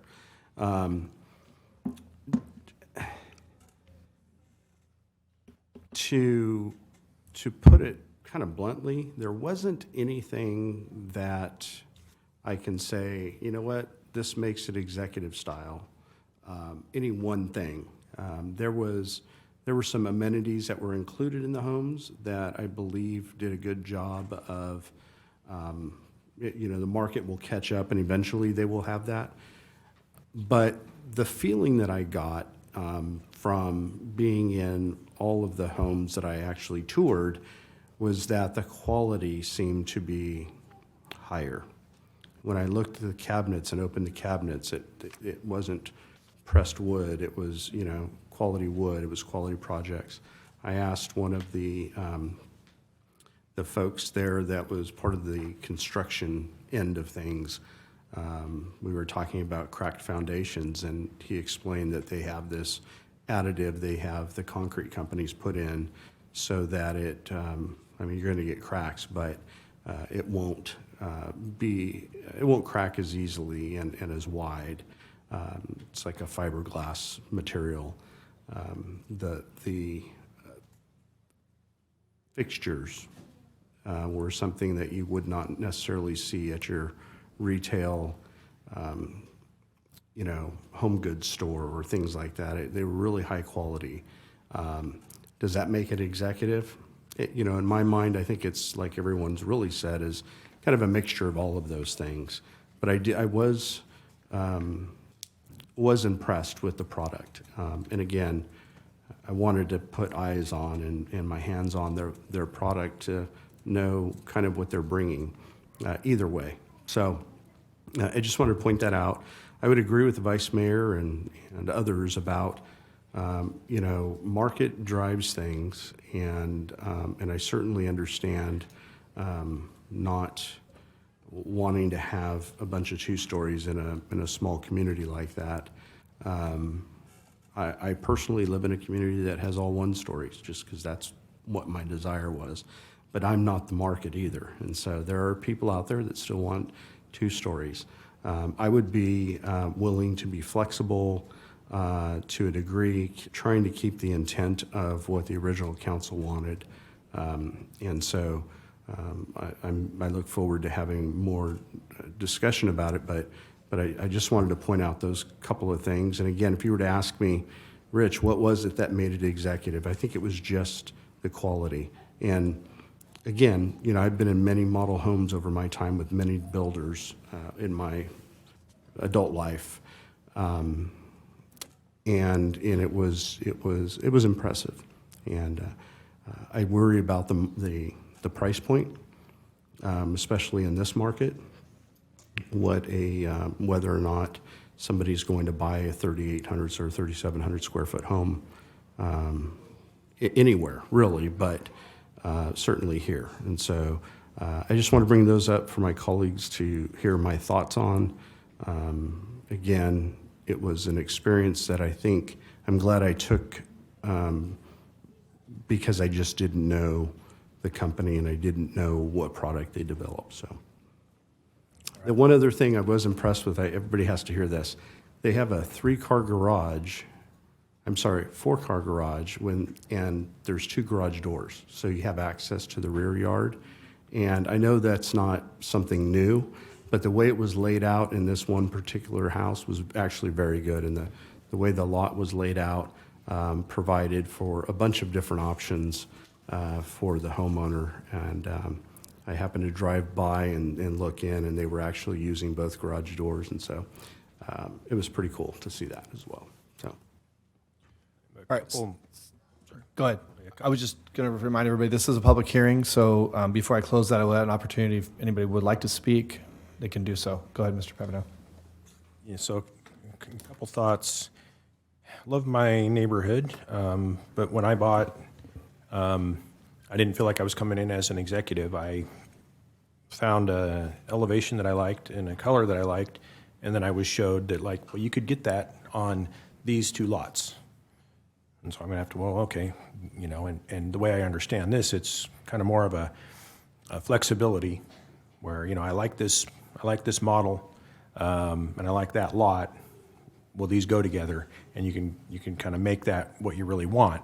I think that the 20% breakdown, perhaps unintentionally, limits that and is going to create a lot more predetermined lot spaces, you know, they'd have to have. And it also certainly sounds like it's going to force a lot more building up with a lot more 2 stories. And, you know, I get that the intention was to guarantee that we're going to have certain sizes, but as long as we have a guarantee that we're not going below 2,000 square feet, you know, I do have a problem with, you know, going out there. I understand that this is an incursion into what's always been agricultural land, but I think putting, well, but an excessive number of 2 stories out there in the skyline is an unintended consequence of this 20% deal. So, you know, I would certainly be inclined to give some flexibility to remedy those 2 things that it's causing. All right. Again, this is a public hearing, so if there's anyone who wishes to speak, they can come to the podium. Is that right, Frank? Yeah. So I'm going to ask if there is anybody. If not, I'm going to close the public hearing. So again, public hearing, if anybody wants to speak. All right. Then I'm going to close the public hearing at this time. The public hearing is now closed. The City Council will now deliberate, as we already have been, and act on the appeal. Staff, is there any additional comments or guidance that you would like to provide before? Just, Mr. Mayor. Hold on. Go ahead. I was asking the staff if they had any additional comments before we finish discussing. Sorry. I guess the only other comment that I'd offer the council is my preference would be that you don't get to a point where you're trying to make this condition work. My preference would be that you uphold the Planning Commission decision. If ultimately you decide that you want staff, the Planning Commission, to work with the applicant to craft a different condition, that's fine, but I don't want to try to wordsmith this thing tonight. That starts to be Understood. clumsy, and that's not what I'm looking to do. I agree with that, and I think that wordsmithing and conditioning in this setting is what created this in the first place. And as I say, it probably seemed good in the moment, but the unintended consequences are too much, and we would probably create a different mess if we try to do that tonight. So I'd be fine with directing staff to work with the builder to address everybody's concerns. You know, Mr. Mayor, may I have? Oh, go ahead. He was going to speak originally. Go ahead. Mr. Hoffman, you know, as I mentioned before, I would like to clear on my statement. I know there is a condition, and this condition was back in 2 years ago. And I see the proposal from Chris Dickinson, and I already stated this condition he asking is not reasonable. I like same thing. I see you guys don't have that much dialogue. As a business friendly, see whatever condition, I would like to keep that condition, whatever, see if there is any flexibility between developer and bring back to us. Tonight, in this agenda item, I like to be, have the staff and the developer conversation, see what kind of keep the original condition is a preference, see what kind of flexibility with the developer. Thank you. Yeah, Mr. Hoffman, I was just going to agree with what you said. Certainly tonight's not the night to put it all together and get it figured out. But I certainly think that maybe somewhere in the middle between the applicant's proposal and what we originally came up with in terms of the intent it is probably somewhere that is reasonable. Again, I was here for the meeting 2 years ago. And, you know, with additional knowledge and with additional information, there are times where I look back at things and go, you know, I probably would have made a different decision. And I think this is one of them. And so the decision certainly wouldn't have been, you know, 5 tiers and not understanding, you know, coverage, lot coverage. And so anyhow, my direction would be, you know, to have staff and the planning commission, however that works. I don't know what the specifics would be, but works with the applicant to see what we can come up with that addresses some of the concerns that we had. One, and I think Councilmember Papineau brought up a good point with the skyline, and we recognize there's going to be 2-story homes there, but wouldn't it be nice if they were a little, maybe corner lots in the center of the property or the middle of the property or something like that, as opposed to just everywhere. So that would be my position on this. And I appreciate your help, Mr. Hoffman, through my questions about this project as we've moved forward. So thank you. Mr. Splendario, if I may, we need to vote on this, pass or fail, or amend, or make an amendment to pass with stipulations? Yeah, so you can approve, deny, or modify. I don't think the council's in a position tonight, has been discussed, to modify on the fly. So what I would recommend is the council, if it doesn't want to approve as presented tonight, that it denies as presented, with the stipulation that if it's council's intent, if that's what a majority of the council want, with the stipulation that Mr. Hoffman and the development team work together for essentially a resubmittal of an amendment to the tentative subdivision map, as long as Mr. Hoffman is clear enough on what those parameters are, so he's not sort of just starting over from scratch. So Frank, what you're suggesting is we would need a motion to deny with coupled with some direction, if we wanted to do that. So Correct. I would like to make a motion to approve with the stipulation that no home is smaller than 2,000 square feet. You mean deny with the stipulation? No, or approve with the stipulation. The resolution to deny is approved. Okay. So you want to approve, you're making a motion to approve the resolution to deny with the stipulation that no house is less than 2,000 square feet. Is that correct? Just want to make sure we're getting this. That's good, because to put it in simple language, I would like to see it go forward with, as long as there's no houses smaller than 2,000 square foot, because it doesn't clearly state that. Aren't they all? Craig, aren't they all? That isn't clear, that is not clear within the discussion. Or Right, because it's 33 units, and there's 204 total lots, so that leaves 105 lots up in the air, so stipulate that those should be 2,000 square foot or larger. So what the proposal is to not approve it's basically Right. to not deny the appeal. Yeah, so the resolution that's been drafted that council could approve tonight would be to deny the request for the modification to condition A20. That's the resolution before the council tonight to deny the request, for just to put it really simple, rather than say approve planning commission's denial. But we can deny with language added. You could deny as presented tonight you could modify it, but I think the concern from Mr. Hoffman is that language better be pretty crystal clear, not just at a conceptual level, but at a very detailed level.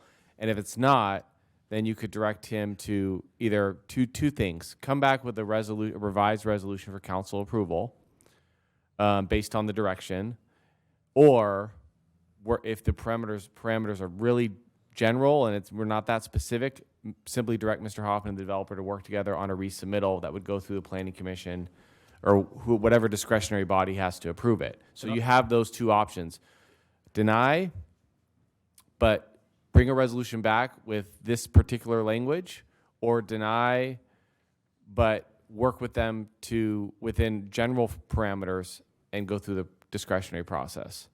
It says here that if the council does not do anything, then the planning commission decision stands. So could we just not make a motion to thing and just give direction for Mr. Mr. Hoffman to work with Mr. Dickinson and come back with something different and not make a motion on a vote? We can just say, we're not going to do anything. And by essence doing that, the planning commission stands. No, because if council doesn't do anything, then there's no reason why that there's anywhere in the record that the planning commission or the city council would entertain any resubmittal. All right. So you need something specific from the council saying, we deny, but we direct, A, B, or C. Well, Frank, I mean, if we can say, bring that agenda back to in the future, and that Mr. Hoffman will work with the developer, bring back to the council, then they don't need to go back to the commission. Then that time we can make a decision if we move that agenda back. Councilmember Sandu, if I could make a request. Yeah. This is an appeal, and we spent the money on the appeal. At some point in time, my direction that I want from this council is go work with the applicant. They'll file an application. We'll go to the planning commission. This is not going to be one hearing before the planning commission. This is going to be a workshop, maybe 2 workshops, and then a public hearing. There's going to have to be some vetting on this. So there is a motion on the floor by Councilman Vandenberg. I would like to make an alternate motion that we deny the appeal. Hold on, Mayor, if I may. Yes. Vandenberg did make a motion, but there was no second, so there's no need to make an alternate motion. And I'm not sure if Mr. Vandenberg really made the motion. I think he was had a sort of a question. So, yeah. I would like to have Mr. Vandenberg restate that, because I may be in a position to second. I'm just a little confused. Yeah. The wording is rather flip-floppy. So, you understand what I'm trying to say. I would look forward to seeing the homeschool move forward as long as the minimum size lot is stipulated. I think that's all that's required. I mean, Mr. Hoffman, correct me if I'm wrong, we don't need, it's not required that we put all the other building requirements in that, right? That's already in previous documents. Right, it's not, but this. He's not gonna build a toothpick home if that's 2,000 square foot. You're basically making a motion to approve their recommendation, Yes. stipulating that the minimum house size is 2,000 square feet. We would need to come back with a subsequent resolution, because we don't have a resolution for approval of this project. We have a resolution for denial. That is what I move. So, I move. I mean, this is an appeal, so this is all we're dealing with is the appeal. I'm saying, Councilman Vandenberg saying, I want the project to move forward, but that's not what we're talking about here. We're talking about the appeal. So we either need to deny this appeal and then give additional direction, or we need to approve his appeal and give additional direction. But it has to be one or the other, right? Well, no, the council can modify it. I think the concern that Craig raised and I'm raising is the fact that we can't really draft that language on the fly at this time. Yeah, I understand. So, in terms of what Councilman Vandenberg just proposed, functionally is a modification of the proposed resolution. It's actually to deny the resolution, to approve the request, but to not adopt the resolution that's before you, and to direct staff to come back with a resolution that accepts the request with the stipulation on the 2,000 square feet that Councilman Vandenberg requested. That's what I'm hearing. Correct. I'll second that. All right, before I decide if I want to make an alternate motion, to clarify the direction that we're giving, we're approving what's in the packet that he's presented, which is only the 16, 16, 16. We're allowing that, or we're denying it based on his motion? The motion is to approve the What they're three asking for. tiers with the one clarification that the minimum house size within Summerfield Okay, well, is then 2,000 square Then I'm going to make an alternate motion because I don't like the fact that it only accounts for half of the housing. There's still half the housing that's not mentioned in there. So my alternate motion would be that we deny this appeal with direction that you go back with the developer and craft something different that can come back to the planning or the council that encompasses all 100% of the homes and what they're going to be. To account for all 100%, not just, whatever percent, half. I think that gets us to the same end, so I would second that. Okay. So I have a quick clarification, Mayor. My understanding is that by identifying the minimum house size as the bottom end of Tier 1, as in the staff report, everything else, all other, the balance of the 204 homes are all going to fall within these tiers. That's not, but the way Mr. Vandenberg phrased it was, he's fine with doing it just like they're asking, except that he just wants to make sure the minimum's 2,000. So we're still only accounting for one half of the houses. There's still these 50% undetermined. 105 could be anything. Right. Okay. So that's what you seconded as his motion. So we will vote on the second motion first. So We need you seconded it. Mr. Pavlik, Okay. so we have a motion by Councilman Vandenberg and seconded on the initial motion by Councilman Lozano. We have a substitute motion by Mayor Farmer, seconded by Councilman Papanow. Can I have a roll call? We're And voting on the. May I second just motion. ask one question of Craig, just to make sure? And are those two alternate motions clear in your mind, Craig? Well, I think the first motion by Councilmember Vandenberg stays here. We come back with a revised resolution next meeting. The motion by the mayor, the It requires a planning commission- resubmittal. The planning commission is upheld. I work with the applicant. They submit a new application. We go back to the planning commission and we work to meet the intent of the original condition. Correct. And I just wanted to make sure, besides the process, you understood the difference in the, So in both, there's direction for you to work with the developer, in both of them. Well, no, the first one just comes back at the next meeting. It's a change in the resolution. To vote. We have half the houses not spoken for. All I'm trying to do is I'm trying to deny, I don't want this to go forward with half. Yeah, the Mr. houses. Mayor, you have a great concern. To make it real as simple as I can explain it, if we go with your alternate motion, it's kind of a reset, goes back to the planning commission multiple times, public hearing, et cetera. If you go with my motion, it gets rewritten to stipulate all the houses, and we vote on it. But your motion didn't include all the houses. Yes, it did. it did. You said as presented. Plus, No. plus a minimum requirement. That's the other 100, Right. 105 homes. No, it doesn't, because it doesn't stipulate the other 105 homes. It just That's why says a the- minimum of 2,000. That's why they're going to rewrite it. Okay. I'll just say what I gotten what a I little heard. muddy, but I and get it. I'll say what I heard, and Craig, you correct me if I'm wrong. What I'm hearing is, you want to keep the request by Homes by Town, but you want to require a floor that regardless, and none of the homes in the project can be less than 2,000 square feet. Correct. Okay. Okay, but by doing that, you know that the homes of 2,400, 2,600 up to 37, that they're only going to be required to abide by 16%. Yeah. Because you didn't, right? But they'll have to come back with something that we can approve. And after the legal explanation, if I can, withdraw my second. Okay. Okay. All right, well then, Actually, can I take a step back? The proposal, all you're going to do is get minimum houses, 2,000 square feet. You're going to get 33 homes that are between 24 and 2,600 square feet. You're going to get 33 homes that are 26 to 37 the balance of the homes, which is 100 and, No. no, it'd be 50. 150, could be 2,000 square feet in size.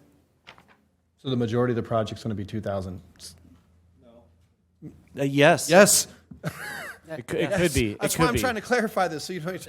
That's 50%. So we should be have, so that's mean they have a 50% flexibility, but. Council members, I really don't want to try wordsmithing this here. That's No, I why don't I'm either. Well, asking. and I don't think we are. What I'm concerned though is you're not going to have clear direction because clearly this can be a confusing Yeah. conversation.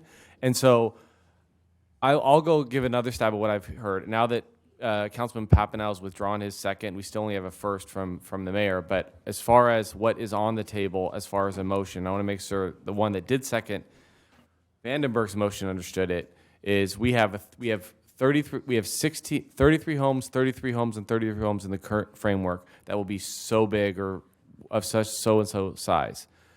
On top of that, though, Councilman Vandenberg is saying none of the houses in the project, the total amount of house in the project, can be less than 2,000 square feet. That is the motion that you've made, and that is the motion you understood you were seconding, right, Councilman Lozano? Okay. And that would, because that would be a pretty slight modification, that would just need to be a revised resolution that would come back at the next council meeting for approval. So potentially that revised coming back to us could be, that other 50% could be variable square footage. Could be, Well- right? Depending on what you guys work out. I just want to clarify. Well, no, and I'm going to jump in here, though, because technically the revised resolution will only say what Councilman Vandenberg has just made a motion on, which is there's a floor of no house in the development can be less than 2,000 square feet. What ultimately gets built at that point is within the discretion of the development team. Correct. So it won't stipulate specifics in the next resolution. It'll just parrot what the motion was just made. So just to clarify my motion again. Yeah, Okay. yes, please. I'm asking to deny what they're currently asking for. Okay? Actually, I'll reword that. You know, I don't even know where to go with this. I'm not okay with approving only 16, but what we're going to end up with like 60% of the houses are going to be like 2,000 square feet. The entire project's going to be on the smaller scale based on the vague verbiage of the first motion is all I'm saying. It wasn't, the motion wasn't clear enough, in my opinion. That's why I'm trying to stipulate more that I would like Mr. Hoffman to work with the developer and come back with a whole new, this is what we want to do. And bring it to us and we can decide. If that requires a whole starting from square one, then yeah, I guess that's what my motion is including. But what I don't want to do is only say that we're going to allow Mr. Dickinson to only build 16% of the houses at the larger square footage and give him free reign to make the other entire 50% at 2,000 square feet, which is what approving the first motion would do. Am I correct? Correct. Exactly. So I just want to be sure that we know that. Okay. So he's still, and your second still stands. And so I make an alternate motion to take this back to the drawing board with both of you working together and kind of crafting a new language on what percentages encompassing the entire 100% of the homes. And if I don't have a second on that, then it won't matter. I think you almost asking the same thing he's asking. It's not that No. much difference. No. So can you clear your Okay. motion So again? the difference between my motion and his is he wants to go ahead and grant the motion is approved right here with these percentages, but he wants to make sure that the entire other 50% of the houses that's not accounted for here can just be they have to be at least 2,000 or higher. That's only he's stipulating. What I'm saying is that I would like the entire project to come back and give us a new range that includes all 100% of the houses and break those up into whatever percentages is agreed upon and with different square footages. I will do a second on that. All right, we have a second by Vice Mayor Sandu. So we will do a roll call on the second motion first. So can I have a roll call, please? Vice Mayor Sandu, Aye. Councilmember Papineau, No. Councilmember Vandenberg, No. Councilmember Lozano, No. Mayor Farmer. Yes. The second motion dies 2-3. Can I have a roll call on the first motion, please? Vice Mayor Sandu, Aye. Councilmember Papineau, Aye. Councilmember Vandenberg, Aye. Councilmember Lozano? Aye. Mayor Farmer? No. Motion passes 4-1. All right. That concludes the appeals. Hopefully this is educational for you all that are here. Mr. Mayor, I don't know if it's out of line to, at this late date, discuss moving an agenda item? We're not allowed to move that because of the specified order in which we did discuss that, sorry. Okay, But yeah, we're just almost there, wanted to see if we're that- gonna get to it quick. Oh, We tried, folks. I will just clarify because I looked at the resolution. It only says regular business has to be taken after the public hearing items have to be heard before any of the regular business items. The regular business items can be rearranged, but the public hearing items, which are the next 3 items, have to be heard in that order per adopted resolution. Okay, so you're saying that we can't move item L4 up, is that what you're saying? We can't move any of the, we have to get through the rest of the public hearings first Oh, right, before we can rearrange any of the regular business items. all right. So we have to finish the public hearing, we can't take regular calendar items and move them into the public hearing in front of that. We have to stick with that order, yeah. All right. Promise these will be fast. Yeah, so, yeah, we're going to move on to item K2, which is the adoption of an ordinance amending Chapter 15.07 of the City of Galt Municipal Code by setting forth an expedited streamlined permitting process for electric vehicle charging stations as required by Government Code Section 65850.7. Mr. Hoffman. Actually, good evening. I'm Zach Carver. I'm the building official for the City of Galt. And so these will keep us compliant with Assembly Bills 1236 and 970, which call for that expedited streamlined permit process for these electrical vehicle charging stations. It does include a 7-point checklist for plan review, approval, and provides for online submittals for this process. Also, parking guidelines that are consistent with our current codes and the ADA requirements. So this adoption will keep us current with the legislature and the energy code requirements and is to be adopted and effective January 1, 2023. There is no impact to our city budget. It's paid for through our permit application and plan review fees that are already in place. Are there any questions? I'm going to go ahead and open the public hearing on this item. Is there any comments from council? Is there any public comment? No public comment. No comment in the room on this particular item? All right. We will close the public hearing. And with that, I will call for a motion to introduce and waive the first reading by title only an ordinance of the City of Council of the City of Galt, amending Chapter 15.07 of the City of Galt Municipal Code by setting forth an expedited streamlined permitting process for electric vehicle charging stations. Do I have a motion to approve? So moved.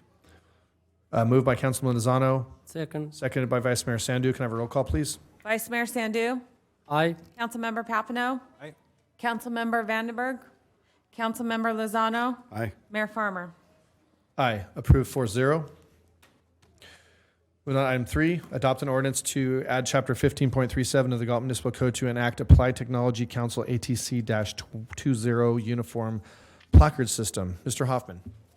Again, Zach Carver, building official. So this system is used in an emergency or disaster by jurisdictions. They use safety assessment evaluators to inspect and post occupancy allowances for residential and commercial buildings. By adopting this, the City of Galt will become a participating jurisdiction and will receive reimbursement for evaluators that are sent into a disaster area or evaluators that are called into the City of Galt. The funding comes from agencies like FEMA, CalEMA, and other state and federal agencies. There's no immediate financial impact or budget action required. We currently have 2 evaluators on staff that are certified through 2025. Their recertification fees are covered by the department training budget, and the cost to send and receive evaluators is reimbursed by our participation in this program. Are there any questions? So just one for myself, at least. This is just in an emergency event that they come in and, right? It could be a Just to be clear on the earthquake, staff report that I read. yeah, earthquake, fire, flood, any type of disaster like that. Okay. I'm going to open the public comment on, public hearing on this item. Council, do you have any questions for Zach? Any comment, public comment? No public comment. Any comment in the room, this particular item? All right, we will close the public hearing. And with that, we will be looking for a motion to waive the first reading by title only, an ordinance of the City Council of the City of Galt, adding section 15.34 of the Galt Municipal Code to authorize the use of Applied Technologies Council ATC 20 Uniform Placard System. Do I have a motion to? Moved. Moved by Vice Mayor Sandu. Seconded by Councilman Lozano. Can I have a roll call, please? Vice Mayor Sandu. Aye. Councilmember Papineau. Aye. Councilmember Vandenberg. Aye. Councilmember Lozano. Aye. Mayor Farmer. Aye. Approved 5-0. Last item in our notice of public hearings is going to be the continuance of the approval of the final map of subdivision improvement agreement and annexation of territory to Community Facilities District number 2020-1, annexation number 7 for Greenwood Cottages. Mr. Selling? Is Mr. Selling on his way? Mr. Hines? If he's watching the meeting, he probably is. Here he comes.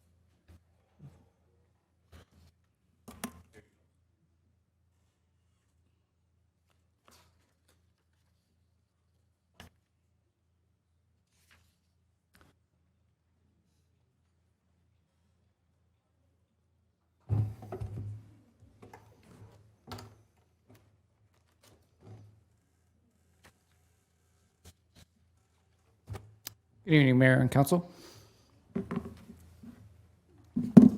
This item is a continuance of the approval of a final map and subdivision improvement agreement and annexation of territory into Community Facilities District 2020-1 for Greenwood Cottages. The engineers for the developer advised us just recently last week that the developer wishes to file a continuance of this action. And I believe, per the city attorney, we have, is it 180 days maximum? I think it's 6 months, yeah. yeah, 180 6 days. months. So they have up to a 180-day maximum time frame to finish this action. So we are asking for a continuance of this public hearing to January 17th council meeting. So about 60 days.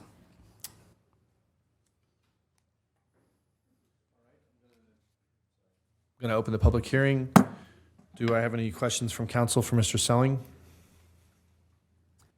Mr. Selling, the only my question is, did they give you the reason why they want to continue? There is, They did not give any specific reason, no. They simply stated that the developers had advised them that they wanted to basically put the project on hold until after the new year. So that was the limits of the explanation that we received, so. thank you. Any additional questions for Mr. Selling from council? Do we have any public comment on this item? No Tina? public comment. Any public comment in the room? All right. Thank you, Mr. Selling. With that, I will. No. Sorry, Mayor. Sorry. Do not close the public hearing because we're gonna Continue it. open it. I didn't mean to jump in on you, but I just want to make sure because then we have to do it all over again. We're going to keep it open, and then if there's a motion to continue it to January 17, 2023, that's all we would need to do. Because technically, Okay. it's held open Got you. until. That's right. It's, yeah. I saw that in the other language you had. All right.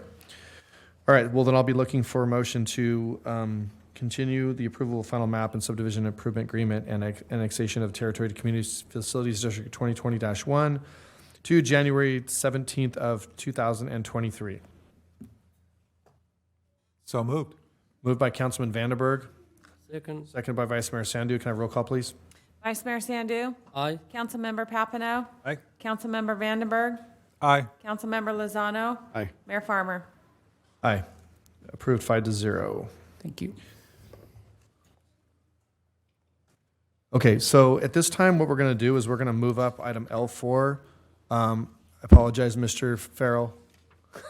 We're going to move this other item for these folks that are here. You're cutting into my valuable wine time I here. know, I know. Okay, all right. I know. I know you're here not very often, so we enjoy your company. Yeah, we don't want to bore these folks with buns and investments and all that kinds of stuff. Maybe they would find it fascinating. I don't know. All right, so we are going to move up item L4 for those of you that don't know what that is. This item is from the Parks and Rec Department. It's the Galt Youth Baseball License Agreement. So with that, Mr. Solis. Mr. Mayor, if I may, Mr. Solis will jump in here in a second.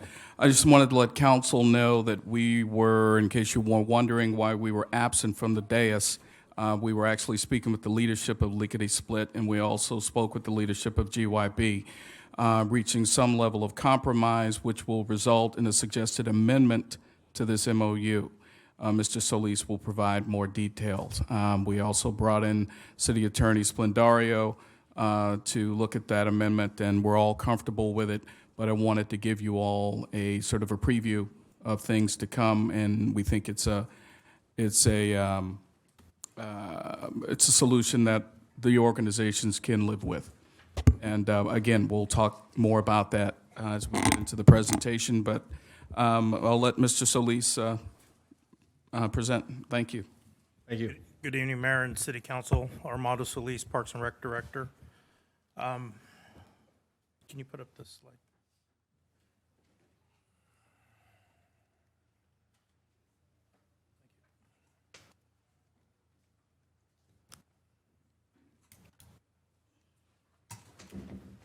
Tonight we'll be discussing the Galt Youth Baseball Lease Agreement.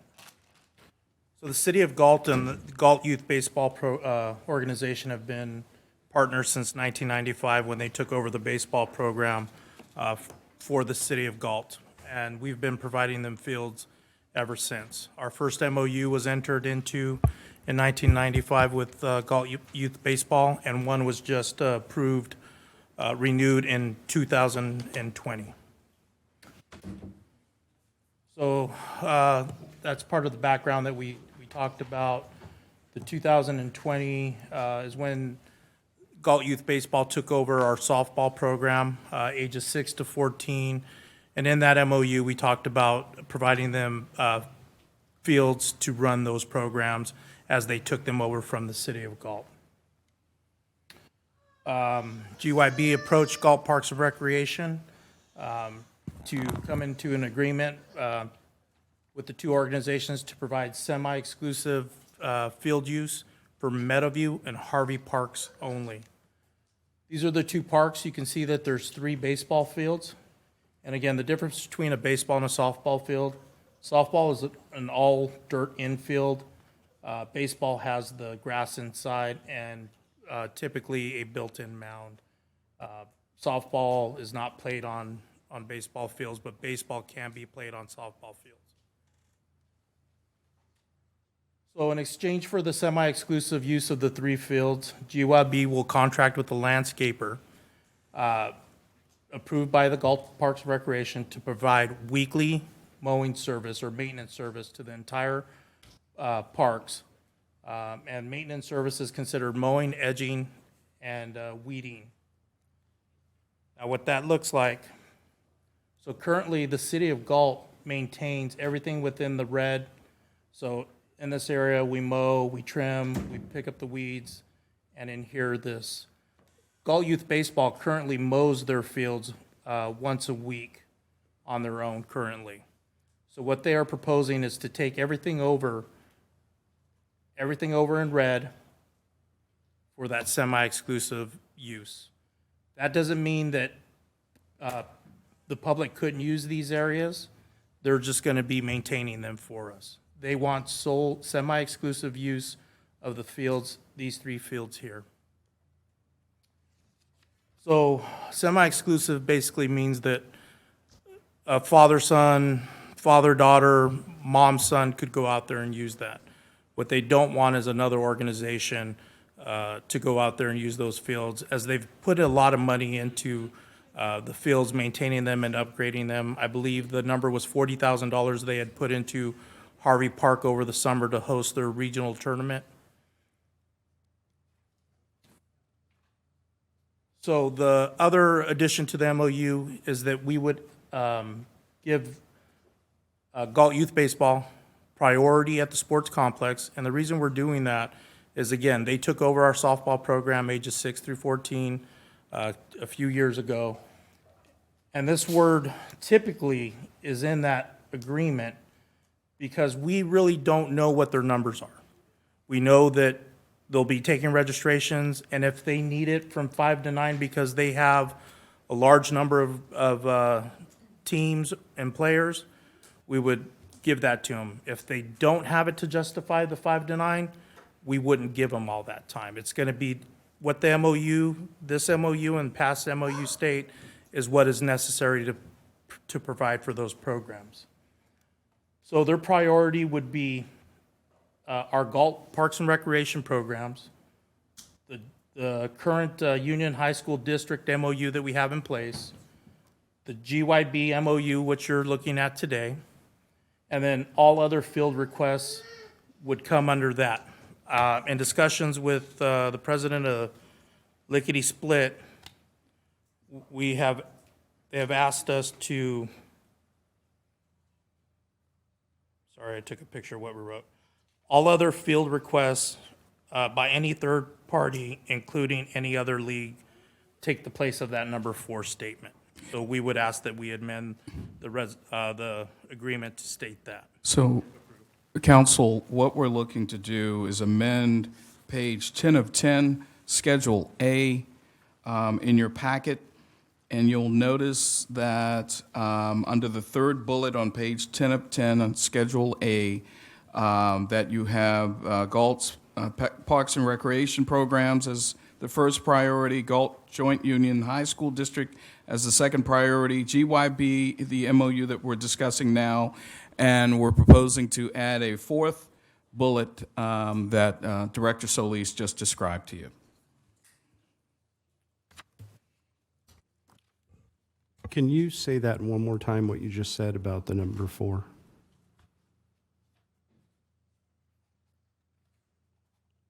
All other field requests by any third party, including any other league.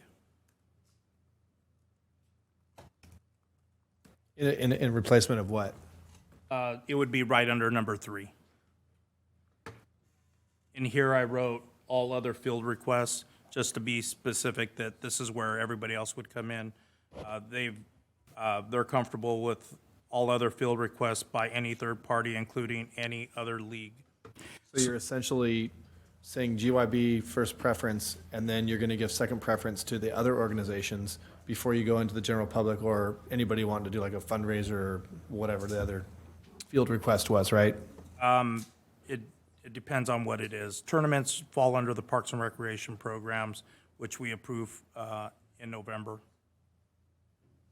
Those are typically weekends when they wouldn't be used, except that we are not allowed to schedule tournaments in the spring per the MOU to allow the Galt Youth Baseball to have their games on Saturdays. Okay, so first I want to say, just for transparency, that I know a lot of people in all these organizations. I mean, I have a lot of respect for the people that run GYB and all the things they've done for Harvey Park and the other fields. I know they've done a lot of work and put a lot of money into that, but I equally have equal respect for all the other parents and people that are running the other programs and what they do for their organizations. And I know a lot of these people, so this is, not something that I was hoping come to us. I thought this would get sorted out prior. But I have a question. So I know that I was looking at the schedule for field scheduling regarding well, first of all, let me back up. So semi-exclusive in the contract means semi-exclusive for Meadowview and Harvey. Only. Right? Okay. And semi-exclusive meaning that GYB is the only organized ball program that can use it, and then the public can use it, but no other organizations can use those fields. Okay. And then, but regarding the softball complex, you're just giving scheduling preference to GYB. That's the only perk they get for that. Correct. Right? So define for me scheduling preference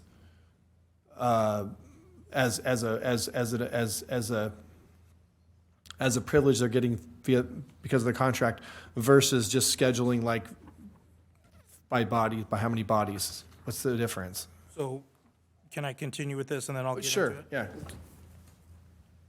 So the fiscal analysis on this is that by doing that, by allowing them to perform the maintenance there, it'll go from every 2 weeks to weekly, and it will save 4.5 hours of staff time of a crew of 5 people doing that can be put somewhere else. So maybe we now do another park weekly versus bi-weekly. So it saves us about 4.5 hours every 2 weeks of a crew of 5. Now, the numbers that you're talking about, I wanted to be very specific, and here's spring and here's fall. The 3 main groups right now vying for field time are Galt Youth Baseball, Lickety Split, and American Made. I wanted to show you the numbers because fall time is different than spring. There's 613 kids and 55 teams goes to a third of what they have in the spring to the fall. I discussed this with the president of American Made, and he said that it wasn't fair. I showed him this slide. I said, well, you're getting what you're more than what we had. So if you really just look at the numbers, Galt Youth Baseball there's 150 hours, 0.5 hours of springtime for all the fields. And this has to be broken down also because, again, the softball can't be played on Meadowview and Harvey. Baseball can be played on the complex, but there's not a need to do that in the spring because we also have Greer Basin. They'll have the Meadowview and Harvey. We have McCaffrey. The problem with fall is that we have limited fields with lights. Okay, just to interrupt you, just so I'm understanding what you're showing me. Does these hours available, is this for all 3 parks, or we're just talking about the softball complex? These are all the parks that are available during the spring. We have 150 hours of, again, McCaffrey, Meadowview, Harvey, all of those fields that are available because there are no lights there and there are none needed during the spring and summer. This, we're talking specifically of Harvey, Meadowview, and the sports complex. So I'm just concerned because, if Meadowview and Harvey have semi-exclusive rights to GYB and these other organizations that are listed up here can't use those fields anyways, then why are they even in this? Why are we even talking about those fields in this equation? This is just a what's called fair. I wanted to kind of show you what the numbers look like in hours of the 60. If you broke it down per child or per team, this is what it would look like. That's what the meaning of this is, just so you can kind of wrap your head around the numbers and how much time is what people could consider as fair. And the 60 hours of field time versus the 150, is that because seasonal, because there's the amount of hours? Basically, the fields that are able to be used during the light. We aren't able to use McCaffrey in the fall because soccer's there. We're not able to use Greer in the fall because there's soccer there. There's other sports being played, so Okay, so there's 150 hours to be shared in the springtime, and then in the fall there's 60 hours available. Okay, sorry, go ahead. I wanted to show this calendar kind of shows all the red are city programs. They are men's and co-ed softball. This should be a green, but it's not showing up that. These are the available spaces that were there. Gray is GYB. Black is the tournaments. Purple is American Made. And Lickety is this burnt orange here. We did discover something in talks with Lickety Split. We had canceled a lot of these dates in October and didn't make them aware of it. So we have a new process in place where we'll make sure that American Made and Lickety are advised of any major cancellations of playing time.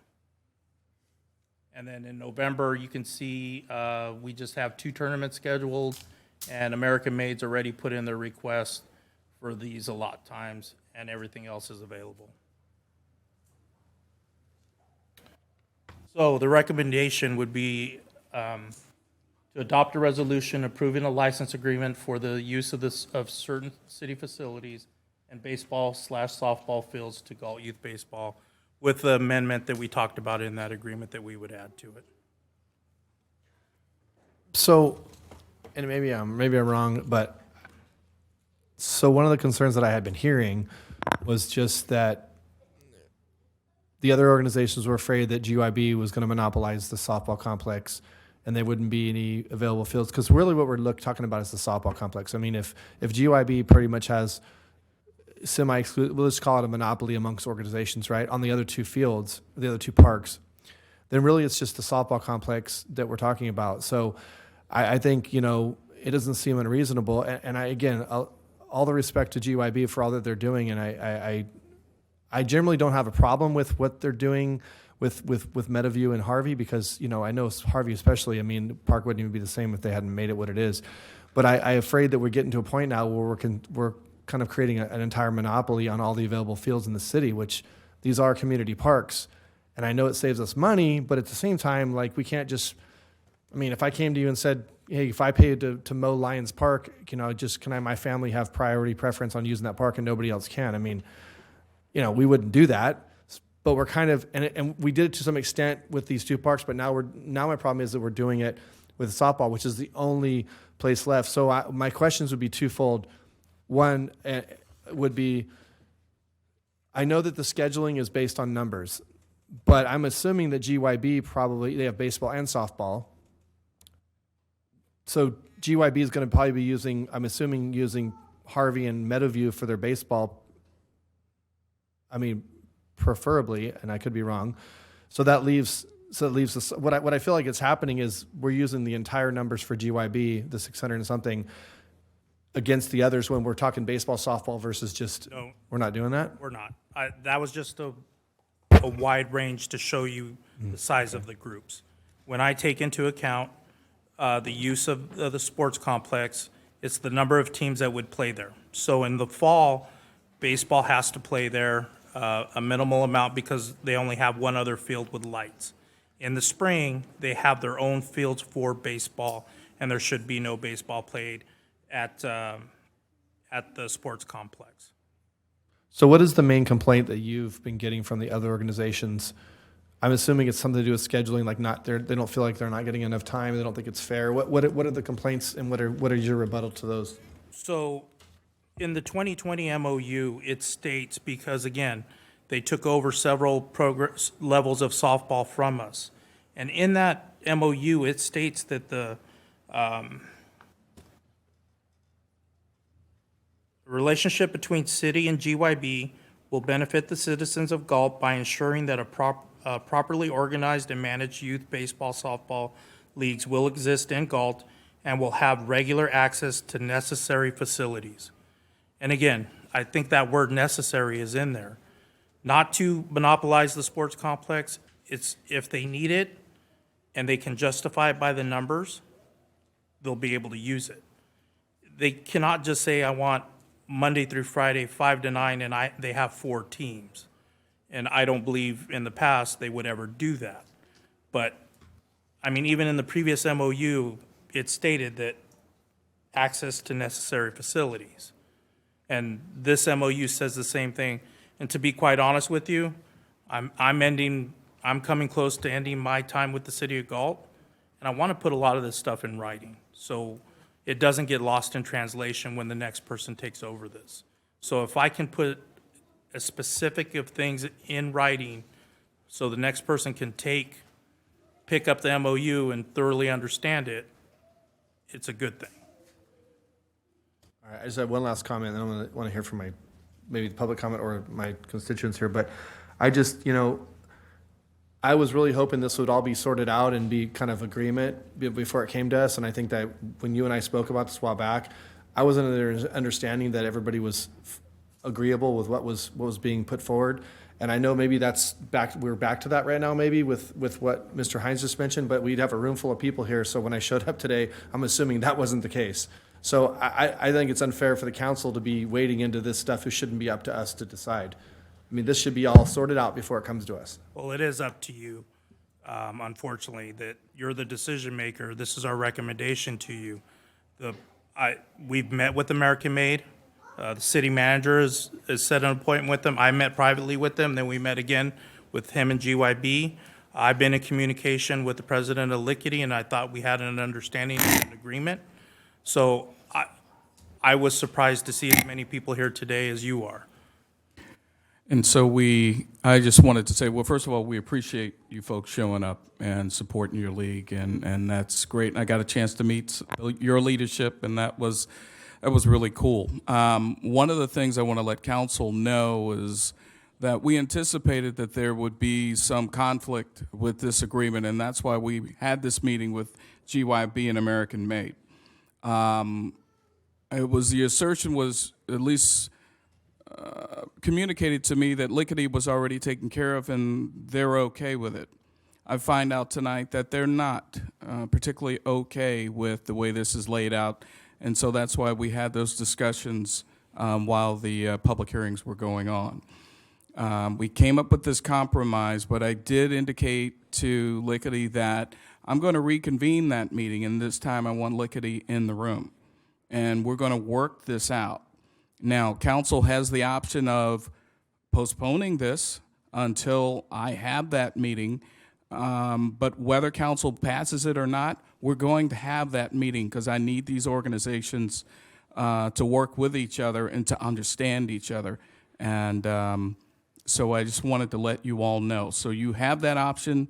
We can pass on it for now and let me have this meeting, or we can go forward with the amendment that's and the MOU that's before you. And just so you know, representatives from GYB are here if you needed to ask them any questions. Who controls the scheduling of the complex? Will the city be the person in charge of that? The city is the one who Giving the preference to approves them, but the city will still be the. and monitor the numbers that are registered and playing there. All right. Council, anybody? Sorry. You may go ahead. No, it's fine. You asked great questions and you're involved, so you understand it quite well. That's good. I'm curious, you showed percentages that look fair, but if you're always getting the field at the worst time of day, you may get an equal percentage of time, but it's not necessarily equal quality. So I just want to throw that out there because, is there times when the fields will be empty, like the person the group that has priority, is there times when they will, if they have that slot on the schedule, there will be children playing those days, those times. There's not going to be empty fields, right? There shouldn't be empty fields if they're scheduled, but there are circumstances where things happen. And if somebody does bring that to our attention, we check on it. When talking to the American Made president, he said that this is happening quite often. I told him to call me when he does see it. I haven't yet to receive a call of a specific time in which it happened. Now, let me show you this, though, here in September, when GYB is full-blown going in their fall program. Every Wednesday, Diamond 3 was available for September and laid empty because nobody requested it. From what I'm told, it didn't fit into certain times for their coaches, but a field went unused the entire time. That's Diamond 3 at a certain late night? What was this? All day. Nobody used it at all. And it was because of the day of the week? It was a Wednesday or something? Yes.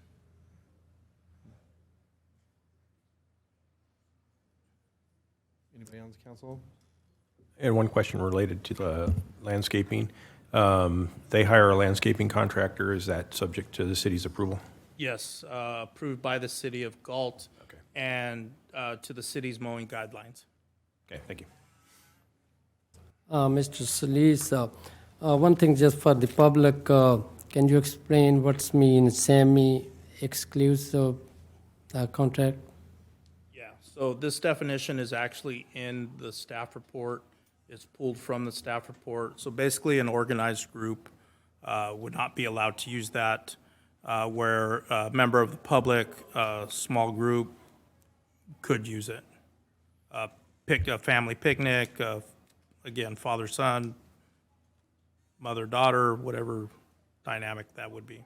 Oh, then my next question is why we doing a semi-exclusive, because they're doing more, they're taking care of both of the field? Yes, they're maintaining the field and they're putting quite a significant number of monies into it to improve them.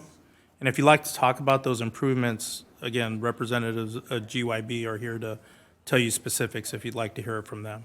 Yeah. The other thing is, did we figure out what kind of cost, they know they're gonna do every week for mowing both field? Because they're gonna spend that money from their organization. What kind of ball figure, what kind of money? You mentioned something in by the hours, but can you might we calculate what kind of money they're spending so we give them a semi-exclusive? I'm not sure what type of money that they're spending on that. It would be whatever negotiated price they would come up with, the group that that's mowing. Again, they're also not bound by specific requirements as the city is, so they may get it for a cheaper price. Thank you, and I would like to thank you. Everyone come to this council, this council chamber. Thank you, Galt Youth Baseball. They're a big organization. They giving a lot of things to the city, but they're also a small organization. They are same important everybody else because they live in Galt. All the parks is belong to the community. So before this MOU, you said you talked to all of the organization, try to accommodate everybody. So Yes, I've talked to both presidents, American Made and Lickety Split. and they was okay with the MOU, or they have some? I don't question? think that either one of them liked the MOU, but to be honest with you, the same thing would have happened without this MOU with the current MOU that's in place. You want to hear some public comment? Thank you. I just have a quick question, if I may, and then I do want to hear public comment. So I have a question, and the way I see this is kind of two different things, right? We have an MOU for services provided by a nonprofit that we've been partnering with for well over 25 years. And then we have field allocation issues.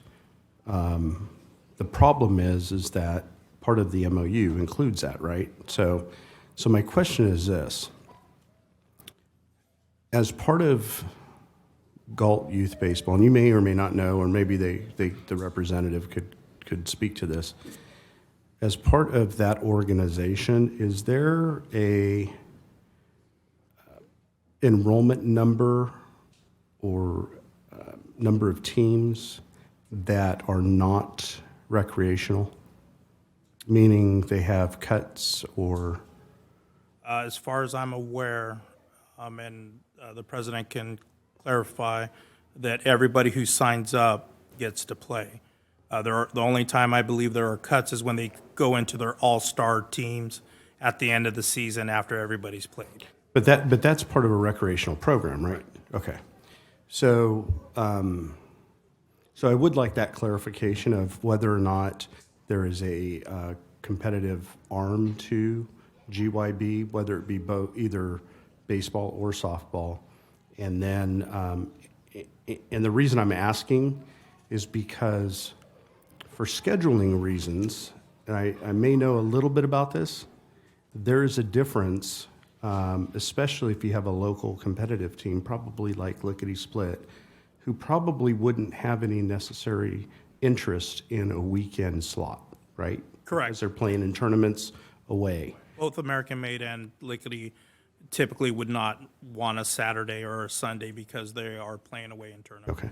And I don't mean to get into the weeds on this, but you and I have had conversations about field allocation and some modes and methods to equitably distribute those through a process in which folks had the same opportunity given your recreational piece and competitive. So I don't want to necessarily get into that, but that is something that if we need to, I certainly would like maybe the Park and Rec Commission to take a look at that if we need to. I suspect our meeting might, with the city manager and you, might, have some of that all figured out, but I believe that, this falls under city council, this MOU, but as I told Lickety, I plan on taking, as I try and get everything documented and put in writing, the procedures that need to be followed in the future going forward, so it's clear of how we will be. Although I have my own process, it's not written down. And what we'll do is we'll write it down, have it, and approved by or reviewed by the Parks and Rec Commission.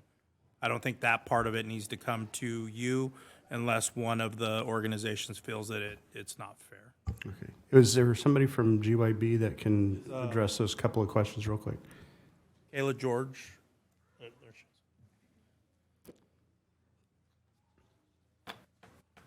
is. Hello, I'm Kayla George. I'm the president of Galt Youth Baseball. So, and softball. But as to your question about kids getting cut or a competitive team, for the baseball side, everyone who signs up makes a rec team.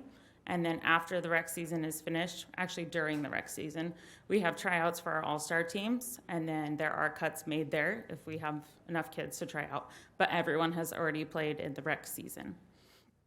For softball, it was the same thing last year, but we are running a pilot program this year for a select softball team. It's going to be one age group, which is 10U, and the tryouts are before the season starts. But anyone who plays on our select team does have to play rec ball with us as well. So everyone is signing up for rec ball, but we are also having select tryouts, and one of the caveats of being picked on the select team is you are playing during the rec season as well. Like the Does that make future sense? rec season? This spring season. So the tryouts are in December, and then our spring season starts at the end of January. So they're going to be playing both? Yes, they would play both Simultaneously? concurrently, and then the schedule would be made around so the select players would not play on certain weekends, so they could play at the select tournaments. Okay, I understand. Got it? Thank you. Okay. Any other questions for me? No. Okay, thank you. I'd like to hear public comment now. Do we have any public comment? Okay. How many people have turned in speaker sheets? Six. Okay. I'm going to just ask that everybody, I have the liberty to limit the time because of the amount of speakers. I think 6 is not exorbitant, but I'm going to want to hold you guys really strictly to the 5 minutes. We can't be going over, or else I will limit the time, and I want to be fair to everybody who wants to speak. So you'll have up to 5 minutes to speak. Go ahead, and who's our first speaker? Misty Springmeyer.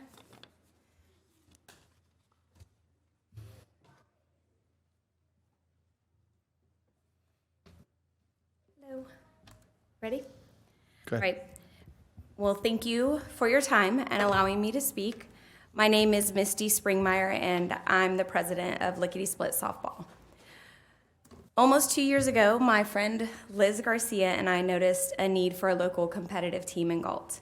We grew up in a time in Galt where softball was the thing. There was major competition and softball was thriving. Galt was truly a powerhouse of softball. Our daughters were now at the age where they wanted to get into competitive softball, and we obviously wanted them to share the experiences that we had. We began searching and found that there were no local competitive teams for their age. So we decided to throw some girls together, split the cost evenly between parents, and play a few tournaments over that summer, and it was a huge success. We knew right then and there that this was going to be great. We later we began talking with our third founder, Katie Scott. She came aboard, and we just knew it was perfect. We're a female-led organization. We all have the same vision to empower young women, teach them hard work, tenacity.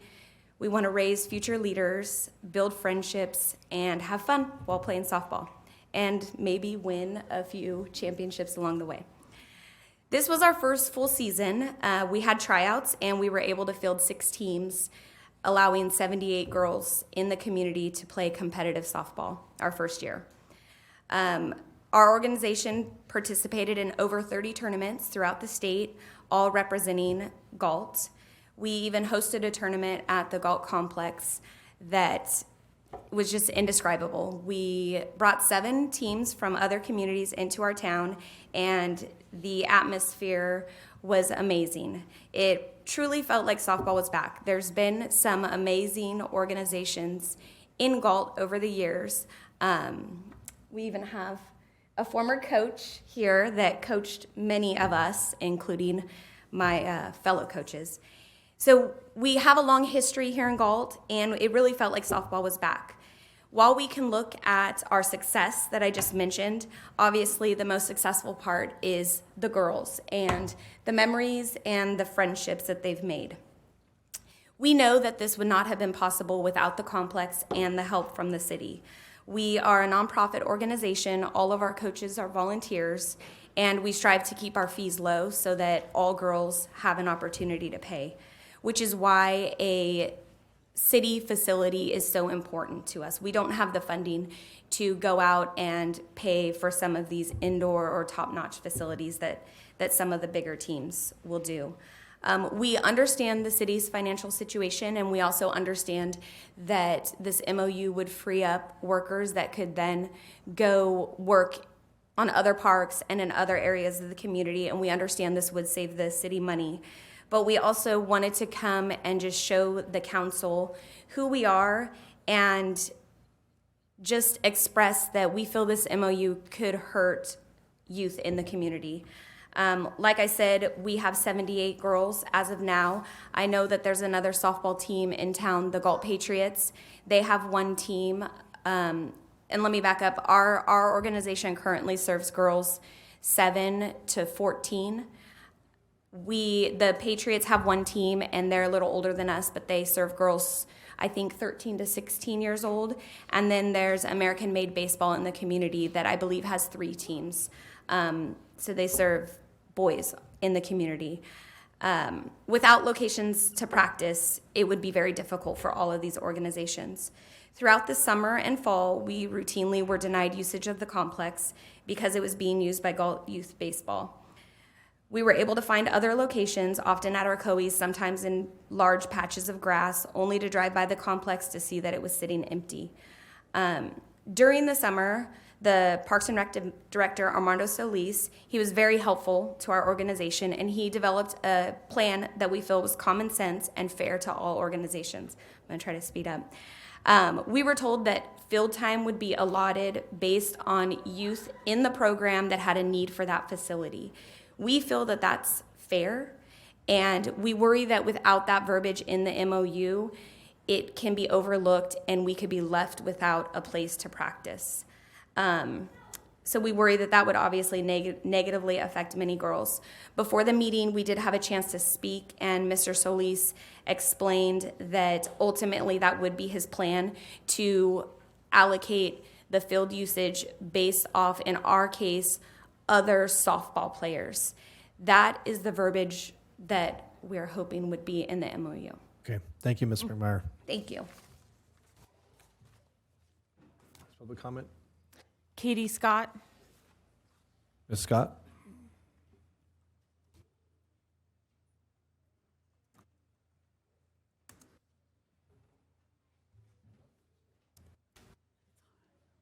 Good evening, council.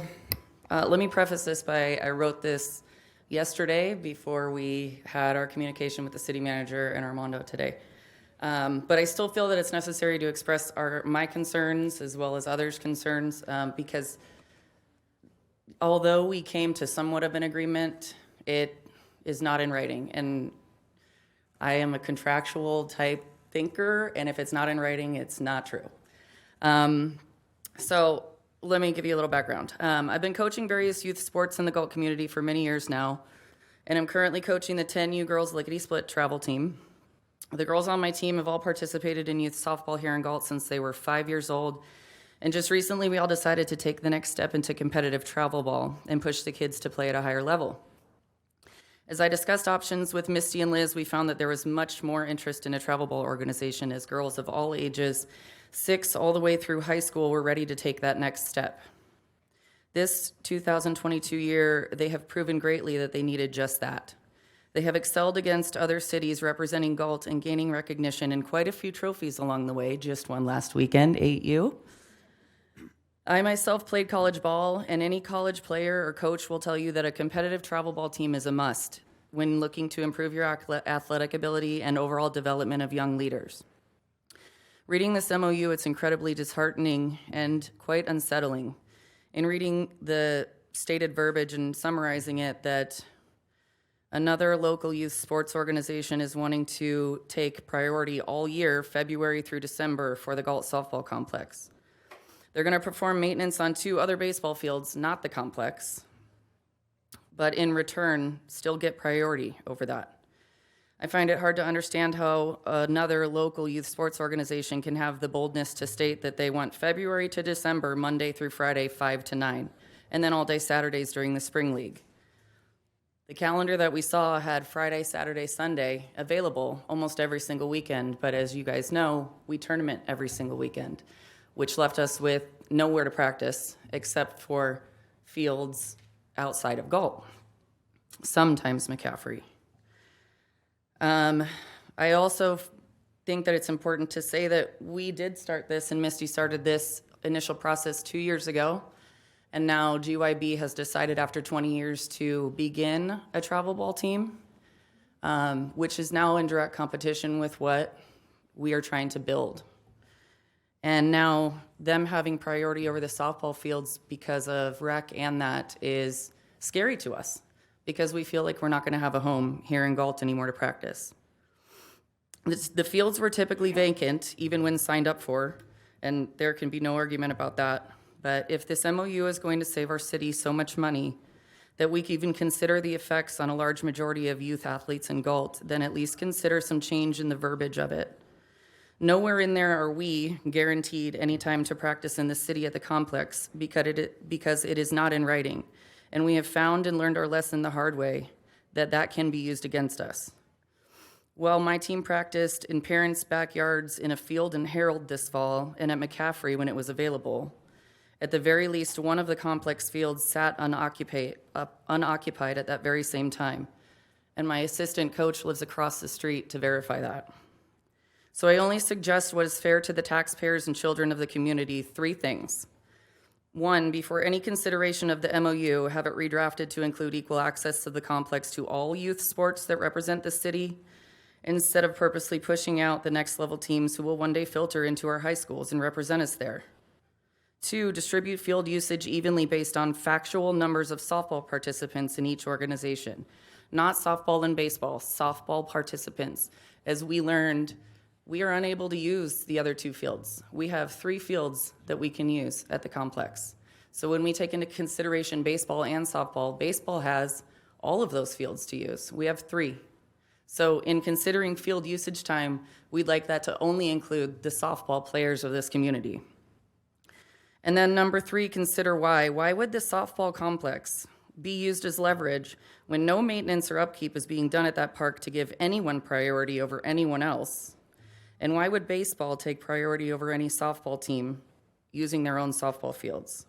What is that telling these girls? All we are asking is for fairness, and the MOU does not represent that, nor does it make sense for one organization to even want to monopolize all of the fields in this whole city, if not to be restrictive of those who are not participating in their organization. Obviously, we're passionate about the livelihood of our children, and since day one, our president has had to fight tooth and nail for everything we have. Things that should have been very easy have been made into obstacles. And it's very possible for us to coexist, all of these sports organizations together, but it just cannot be one-sided. So, thank you for your time.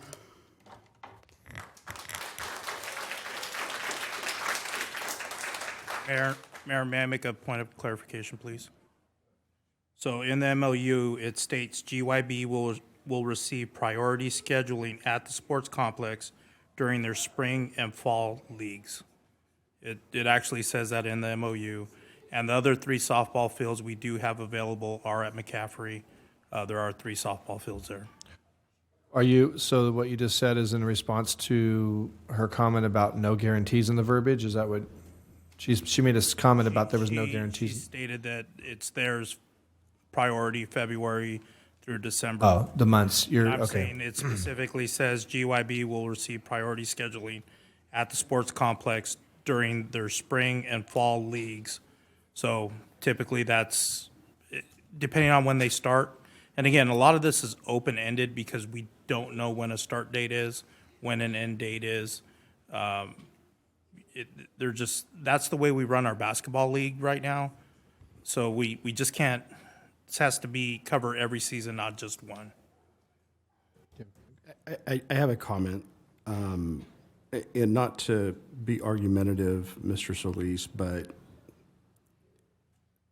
these organizations know when they're starting. They know when they're ending, and more specifically, our recreational leagues know when the first All-Star tournament's happening.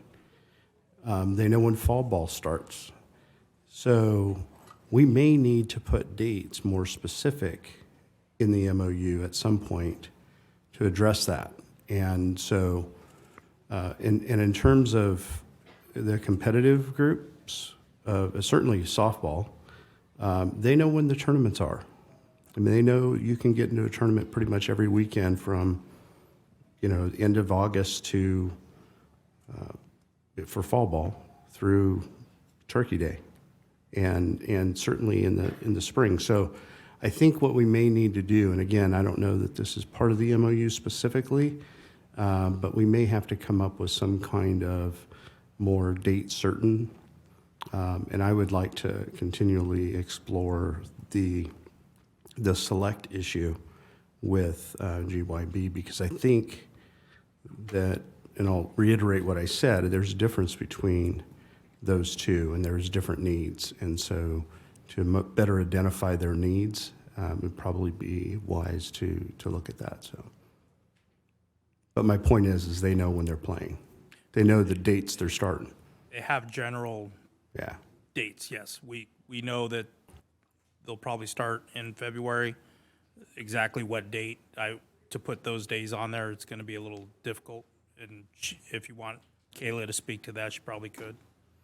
No, I don't need Kayla to speak to that. I mean, I lived in that world for a long time. It's been a long time, but I lived in that world for a long time. And I knew when opening day was happening every single year. Anyhow, I think that goes more to the field allocation issue, but we certainly can hit that as we need to. Next public comment? Janine DeBastiani.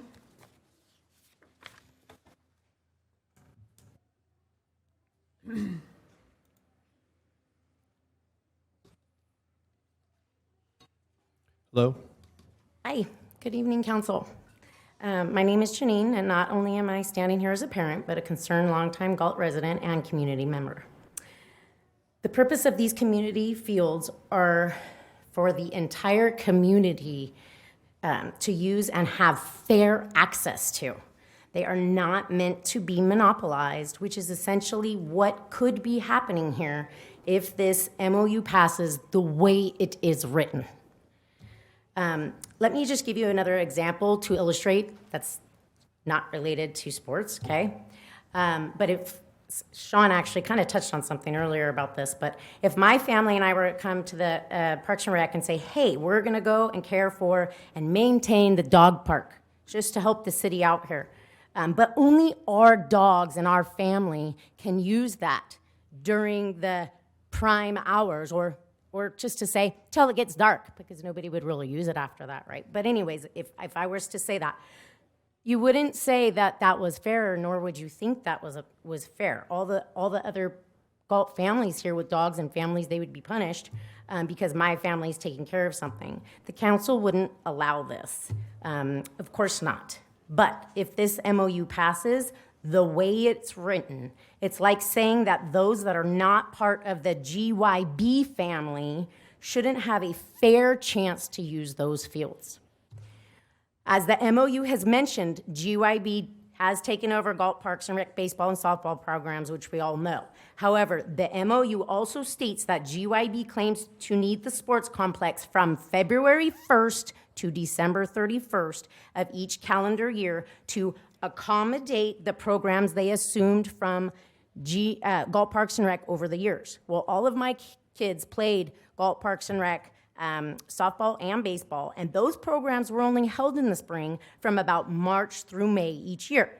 So since it's stated that GYB needs the fields to accommodate the programs they assume from Galt Parks and Rec, then those would actually be only from March through May, not from February through December. Spring is actually the recreational season for baseball and softball. Also, many of us parents already help to maintain these fields when our organizations are allowed to use them. We drag and water them before games and drag them after practices as well. If there was a mower there to use, I'm sure there would actually be some volunteers to do that as well. I mean, what if we came forward as an organization and said, we'll handle all of the maintenance and we'll do it twice a week? Would we be awarded the priority access instead, since basically we'd be the highest bidder per se? It kind of seems, of course, all about money and saving that, but why is this even the discussion at this point? November 8th is just a week away. If Measure Q were to pass, would this even be a conversation right now? Would you be willing to just sell these parks to the highest bidder? Because if the MOU goes through, this is essentially what you would be doing. The reason shouldn't even be up for discussion at this time, because from what I understand, if passed, the council has promised to use the Measure Q funds for our Parks and Recreation Department. Yes, as you can see, I'm here currently as a lickety-split softball parent, but I'm also a parent of a former player of the Galt Illusion softball that was around many years ago. Yes, some organizations will come and go, and you may think that maybe these current organizations here tonight won't last, but who's to say another organization won't start up? Or who's to say the Galt Shamrocks, or Galt Illusion, or Galt Elite, or the many other nonprofit programs won't start back their programs back up at some point? Giving priority to just one organization without guaranteeing that there will be fairness across the board to all of the Galt community organizations is not right. There are multiple fields, and as far as the complex is concerned, why not at least compromise and only give priority for 2 of those fields instead of all 3? Or why not continue with the current way and use the numbers-based system to determine priority, like Armando was speaking of? There's just got to be a better way to make sure that we're not taking away opportunities from the youth in our community and driving them away to the neighboring communities. We need to act as one community. We should all want to make the programs here successful for the kids in this town. With that said, I respectfully ask that you hold off on this decision at least until after November 8th. If at that time there is still a need for this discussion to take place, then I ask that this MOU is revised with wording to include and specify some sort of safeguard to ensure that any one organization is not going to be able to monopolize these community fields in our great American little town. Thank you. Thanks. May I address a few items? Yes, sir, please. I just want to let you know that under the current MOU, GYB has sole use of Meadowview and Harvey currently. The current MOU states that. What this MOU is trying to do is GYB is trying to give back to the city. They're trying to be a good partner. So even if you said no today, they're still going to have use of Meadowview and Harvey in here. And in the current MOU, you would still provide them fields necessary to do the program. So even if you walk away, they're making it sound like it's about the money. And it's not. They're trying to give back. So the current MOU, if you just leave it and say no today, they're still getting a lot of what they're getting now. Well, I don't disagree that, and I understand that. Thank you for clarifying that. What I take from this so far, and again, we have more people to speak, and I think we're all kind of just, the council's absorbing this at the moment, but GYB has exclusive use of those of Meadowview and Harvey because of all the work that they do, and it seems rightfully so. Although, as the young lady who spoke a minute ago, as she stated, outside if someone came and said, "Can I use this?" and just in trade for taking care of it, I mean, it starts out small, but if it gets to a point, it might be a problem. But I don't have a problem with that arrangement that's going on. I know that they do phenomenal work at those parks. And I also understand that they took over the Galt softball program from us when we did budget cuts, and that they run the Galt rec program for softball. And I think it would be only fair that whatever necessity time that they need for that program, that they would be giving that in priority amongst all else at the complex. But what I have a problem with is just trying to wrap my head around outside of that parameter that they're also given preference to their other stuff. And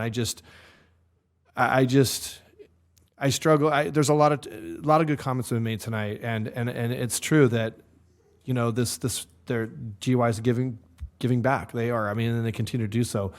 But I think it kind of sounds like, I mean, if another organization stepped up and said, "Well, we'll take care of everything," to a higher level, are we just going to because it's going to become like a bidding process? I mean, we have to be very careful because at the end of the day, these are community parks. And I just don't want to get in a situation where you mentioned McCaffrey and stuff, but, there is something to be said about, and I forget who said it, but, these softball fields can only be used, these softball teams can only use the softball fields. Baseball can use any of the fields. So I think it's a little bit of I want to use unfair. Unfair is probably not the right term, but we need to. I want to hear the rest of the public comment, but I think at this point right now, I'm just like, we need to have Mr. Hines, which he said he would, and yourself, and all the parties involved sit down at the same time in the same room at the same table, and hash this out, because I want it to come back to the council where I don't have a room full of people upset about something. I want to be able to contact the head of Lickety Split and them say, "Yes, we met.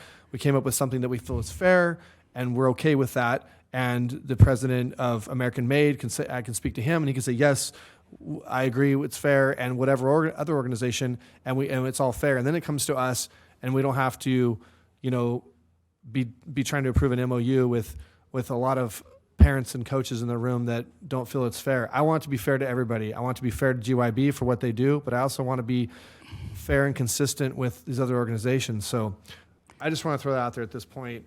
That's where I'm leaning at this point. I mean, Mr. Mayor, if I may. Go ahead. I would recommend that we would continue with the public comment because I'm going to make a similar request after public comment is done. Okay. Okay? So we have 3 more comments, correct? 2 more. Okay. Next comment. Yeah.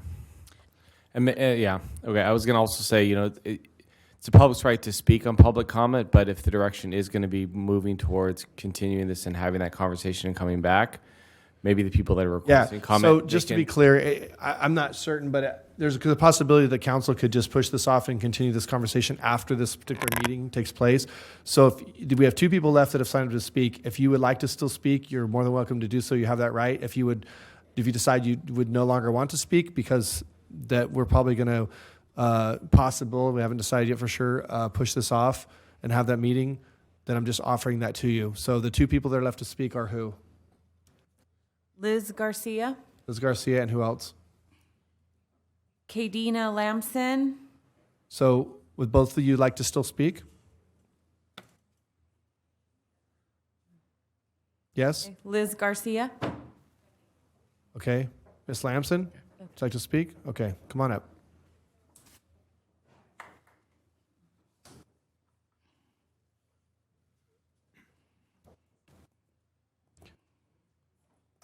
Go ahead and state your name, and then you can go ahead and start speaking. Cadence Lamson, and I'm Kayla Munn, and we are on the 14U Lickety Split team. We've both been playing for Lickety Split since last summer season.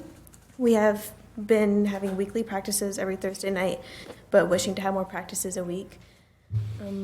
We feel that the complex should be open to other teams other than just Galt Youth Baseball because it's simply a safer place for us to practice at. There's lighting available for us, which also allows us to practice longer and later during the weeks, giving that means more practices for us. Lickety Split has been practicing at the Arcoe field where there is no light, and most of the time we have to share the field with the soccer teams that are playing games there. Due to these soccer teams playing, we cannot do batting practice because we do not want to risk hitting a parent or a child. It is getting darker earlier now, and it is not safe playing in the dark because we cannot see the ball while doing drills. Lickety Split is a family. We've bonded so much in these past season, and it is a community-grown team. It gives us more meaningful practices as for us older girls to practice for high school teams and for us to go further for our college seasons. Softball means a lot to us, and we want to go as far as we can in life with it. Most of us want to go to college playing softball, and without proper places to practice, we might not be able to make that happen. So it would mean a lot to us and the younger girls to have the complex back for practices. And thank you. Thank you.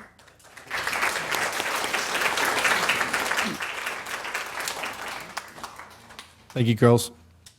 So, Mr. Mayor, what I would propose to council is that we hold this item over and give me the opportunity to meet with these organizations, especially since I was led to believe that Lickety Split was okay with this MOU. So I've got to settle that issue first. And then we're going to meet with American Made, Lickety Split, and GYB, and we can figure if we can hammer this thing out, and then when we bring this back to you, it will be fully baked, and we'll have the endorsement of all the organizations. So I make that proposal to you and the other council members. Council, thoughts on that? That would be excellent. I would like to say thank you to everybody that came. You made a difference in the positive, so thank you so much. I'd also like to mention that we have a pool that loses roughly $80,000 a year, and we keep it because it's good for the community, not because it makes money. That's all. Thank you, Mayor. I would be certainly good with holding this over. And then a couple things I noted that need to be cleared out as part of that discussion. On page 10 of 10, it does indeed say that Galt Youth Baseball Organization has, utilization by the Galt Youth Baseball Organization of Galt Sport Complex are as follows from February 1st to December 31st. Then it goes on to say that they have priority during their spring and fall leagues. So both things are true as they're written. So that's one thing that needs to be clarified. And secondly, yes, every year, as Councilmember Lozano said, every year they know their start date, but that date may not be the same every year. So somehow this needs to reflect whatever their start date is, because they may know it months in advance, but we can't write a permanent document with that. So, but I am happy to move it over. Is that okay with you, Paul? Yes, thank you, Mr.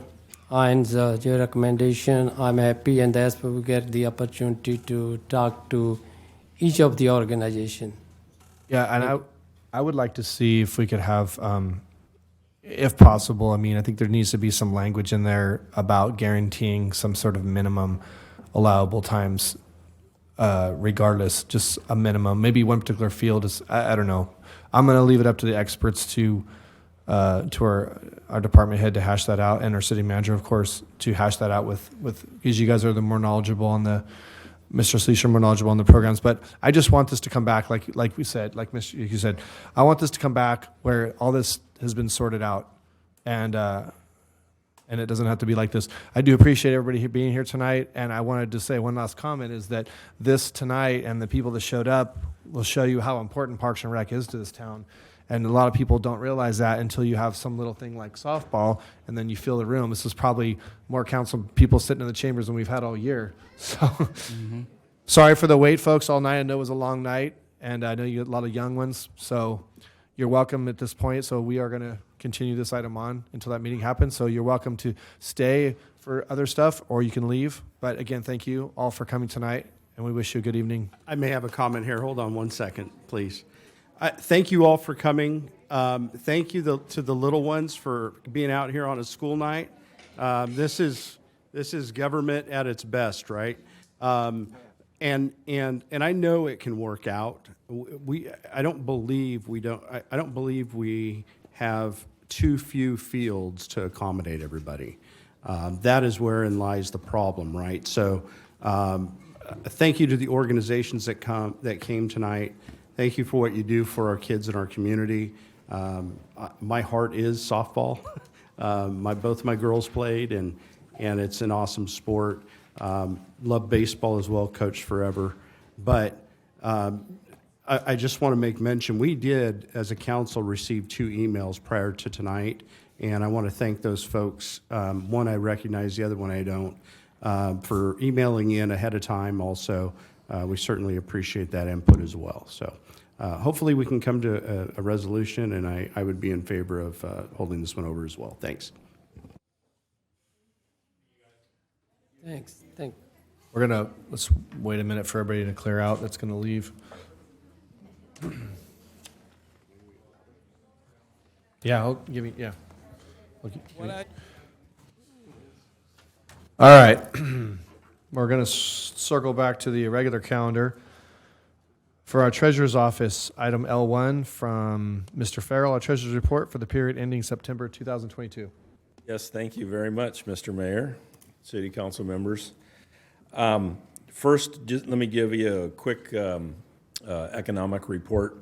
As far as this statistic comes from August of 2022, and that is that there were 41 homes that were sold in Galt. The median price, again, not average, but median, was $550,000.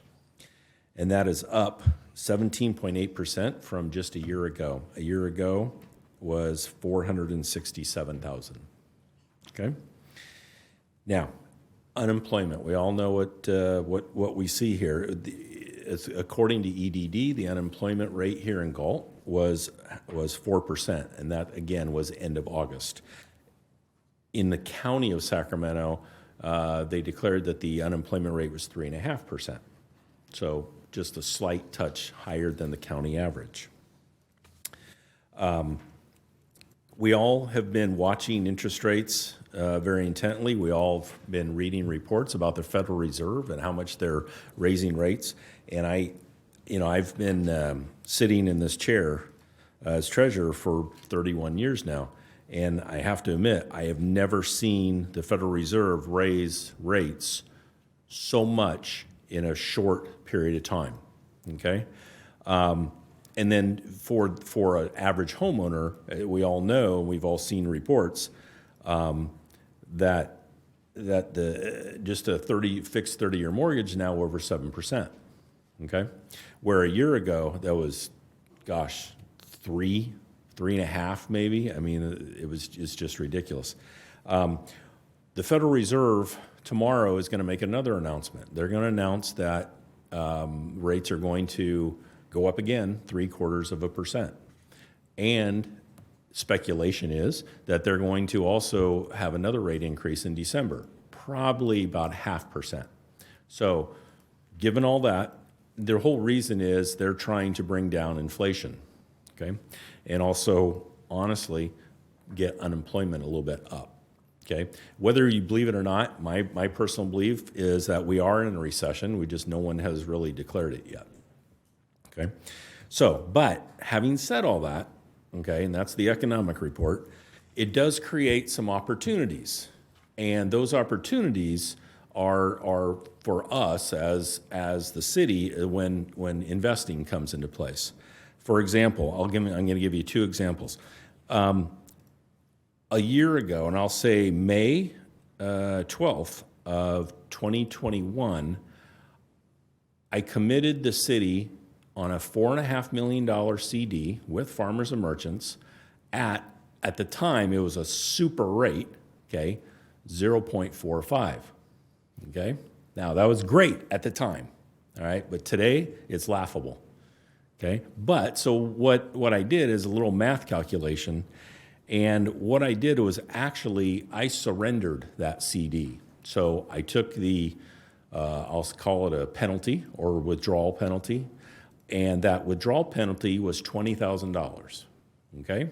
There's 6 months left in that CD, okay?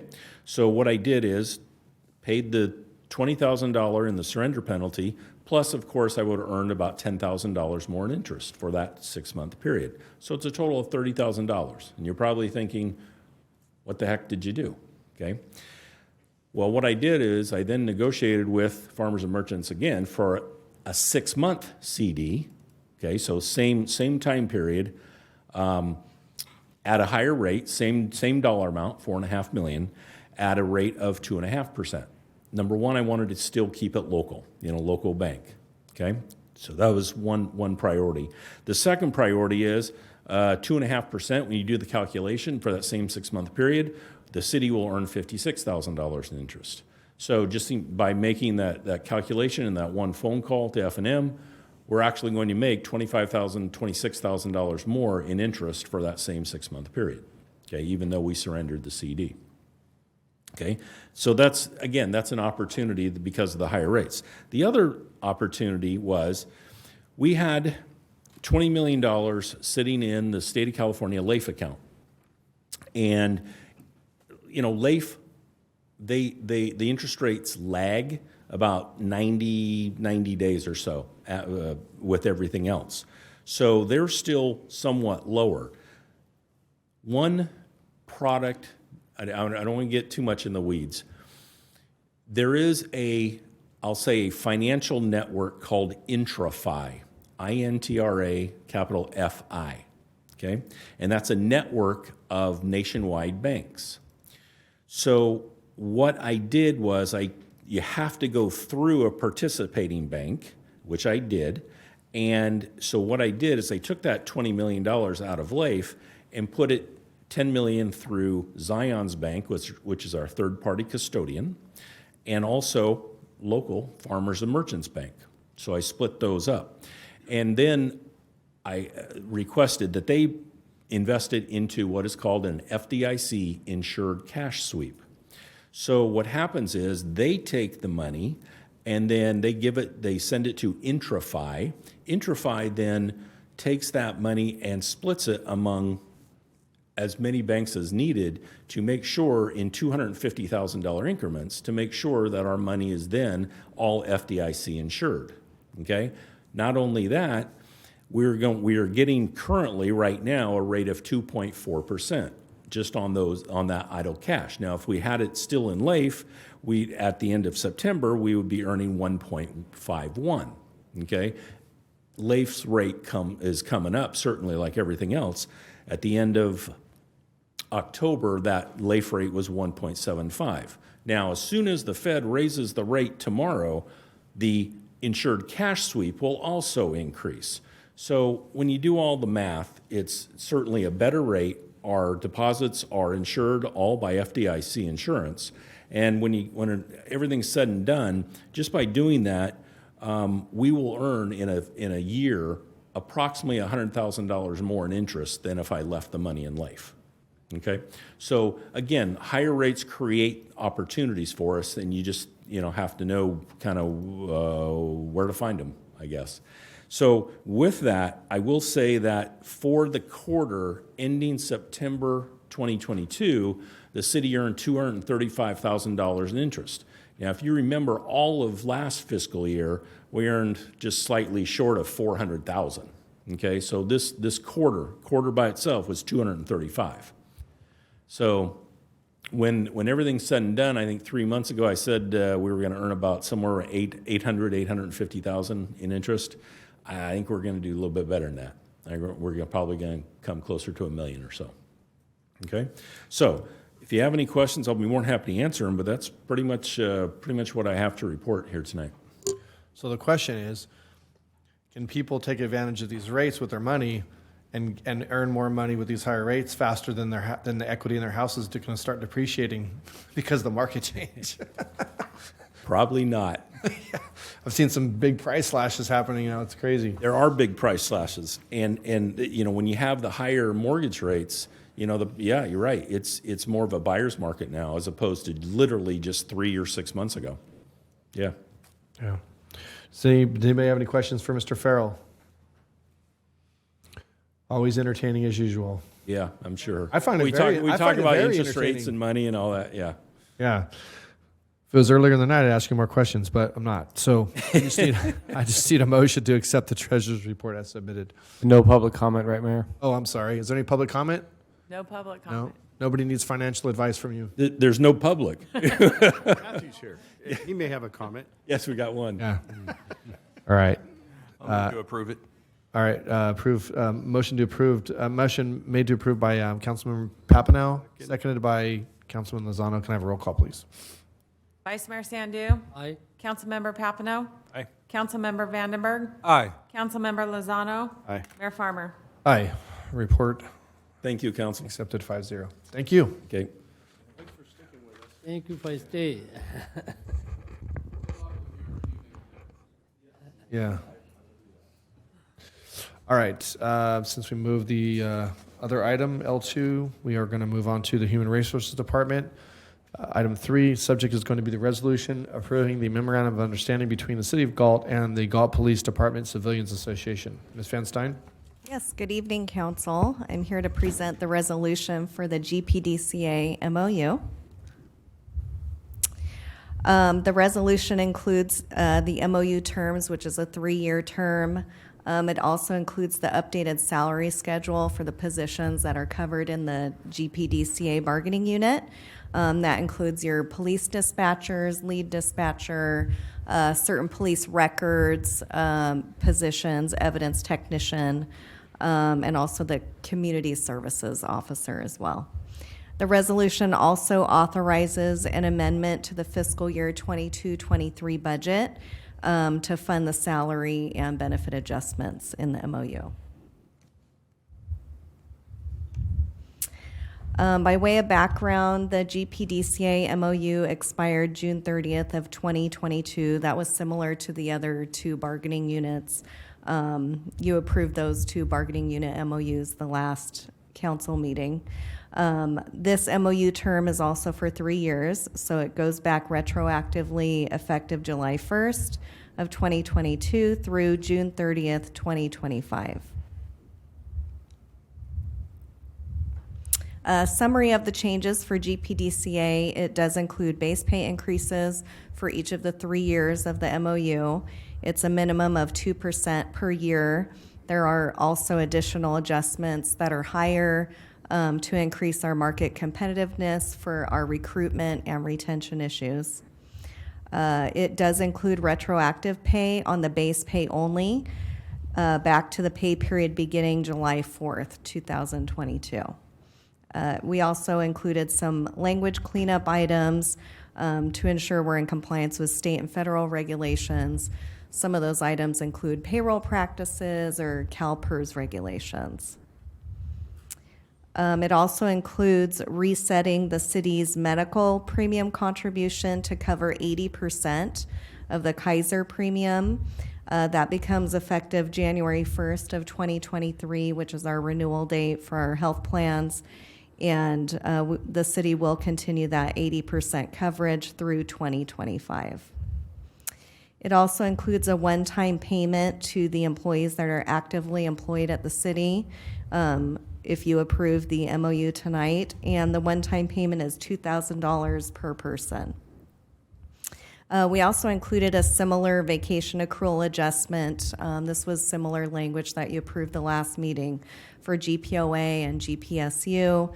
And it allows any new hires starting with the city that have at least 4 years or more of service with another public agency. They can start accruing vacation at a higher rate.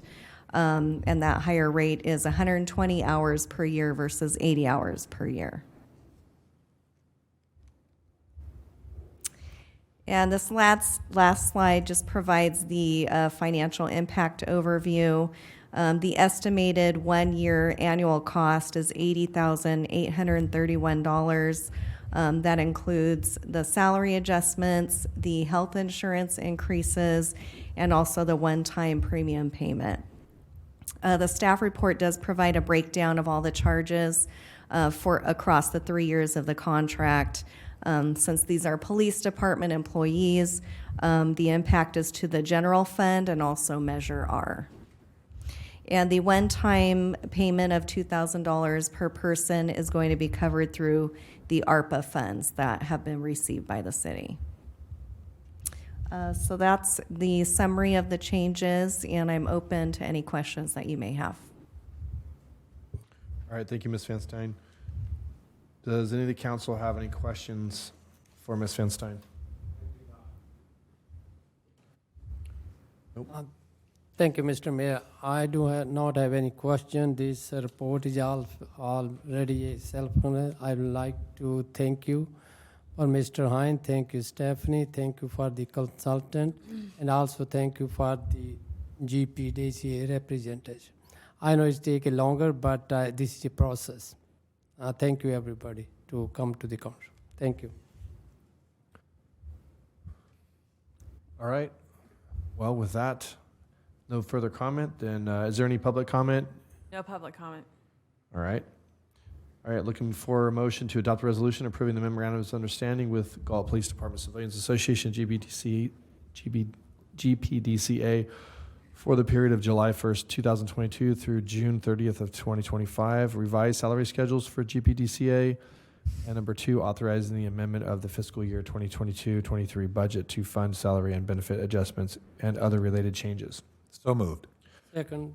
Moved by Vandenberg, seconded by Sandu. Can I have a roll call, please? Vice Mayor Sandu. Aye. Councilmember Papineau. Aye. Councilmember Vandenberg. Aye. Councilmember Lozano. Aye. Mayor Farmer. Aye. MOU is approved 5-0. Thank you. Thank you. All right, moving on to the next item. Communication. Do we have any this evening? None this evening. All right, next item, City Clerk's Report.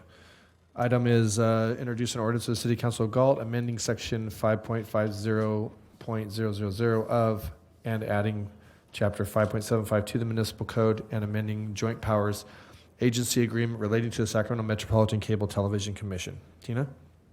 I'm actually going to refer it to Mr. Splendorio. Okay. Yes, good evening, Mayor, Council. This is, and technically it's an ordinance. The city of Galt, like the other cities that and the member agencies of the JPA related to the Sac Metro Cable TV Commission, have all entered in JPA regarding the administration of that commission. And as you know, there have been some changes as far as the census that has come out. There have been some changes in state law, and there are some other changes that have happened that the members wanted to make. I believe all of the members have adopted this ordinance, this agreement by way of an ordinance. Galt has yet to do it, and so that's why we're here tonight. Essentially, there's four changes that are being made. One is to take the term which currently ends for the JPA at December of 2024, and it basically gives it no specific end date unless 2/3 of the members want it to end. The second one is due to the fact that Rancho Cordova now has over 80,000, they have their own full-time board seat, as opposed in the past it's been split. And that, I think the current practice on the commission is that we've had our own seat and we're not splitting it with Rancho because of that. So this amendment is simply reflecting and conforming to current practice. So now there will be technically 13 board members on the board as opposed to 12, with one of them being split between Rancho Cordova and Galt, now that Rancho Cordova is over 80,000. The third change that I want to highlight is that in the previous version of this agreement, it required the clerk to be supplied through Sacramento County, but the commission itself has provided those clerk services with some augmented services from the county. So again, this agreement is just meant to reflect that current practice. And then there are some other cleanups to update based on, I would say, clarifications and minor clarifications, and also updates based on state law. A couple years ago, for example, state law required certain wind down provisions in JPA agreements for settling debts and pension liability and that sort of thing. So that's what this agreement has included. And so this is an ordinance to amend Chapter 5.50.000, and it effectively adds the agreement to the municipal code, and that is just the way. Don't really know why they've done it that way, but that is the way they've done it. And that's the way all the members have done it for a period of years through all of the changes. So our recommendation is to introduce and waive the first reading and make these changes to the, approve the changes to the JPA agreement. All right, thank you, sir. Anybody have any questions for Mr. Splendario? Do we have any public comment on this item? No comment. All right, well, with that, I'll be looking for a motion to introduce and waive the first reading by title only of the attached ordinance amending section 5.50.000 of and adding chapter 5.752, the Galt Municipal Code, and amending joint powers agency agreement relating to the Sacramento Metropolitan Cable Television Commission. So moved. Moved by Councilman Vandenberg, seconded by Councilman Lozano. Can I have a roll call, please? Vice Mayor Sandu? Aye. Councilmember Papineau? Aye. Councilmember Vandenberg? Aye. Councilmember Lozano? Aye. Mayor Farmer? Aye. Approved 5-0. Moving on, comments by staff. Mr. Hines. Let's start with Finance Director Matt Boring.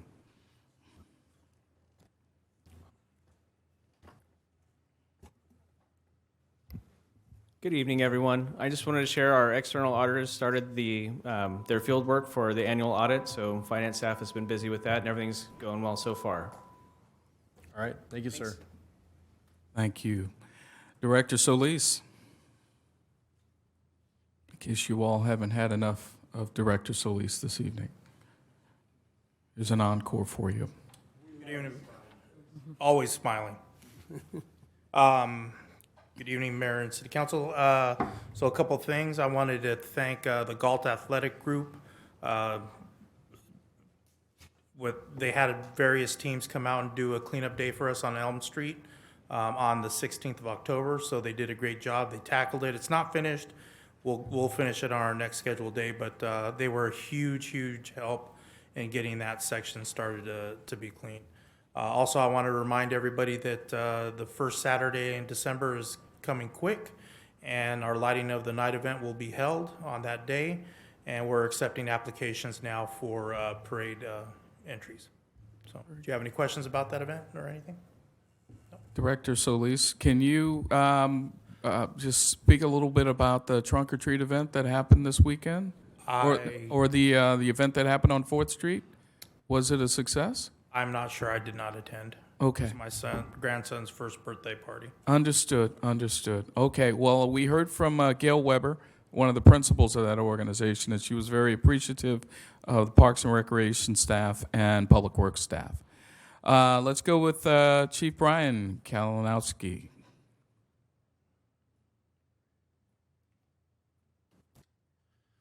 Good evening, Mayor and Council. So we closed our Traffic Awareness Month yesterday, and we will disseminate some information about our successes that we had and the different operations that we conducted during the last month, and we'll continue to work on those projects going forward.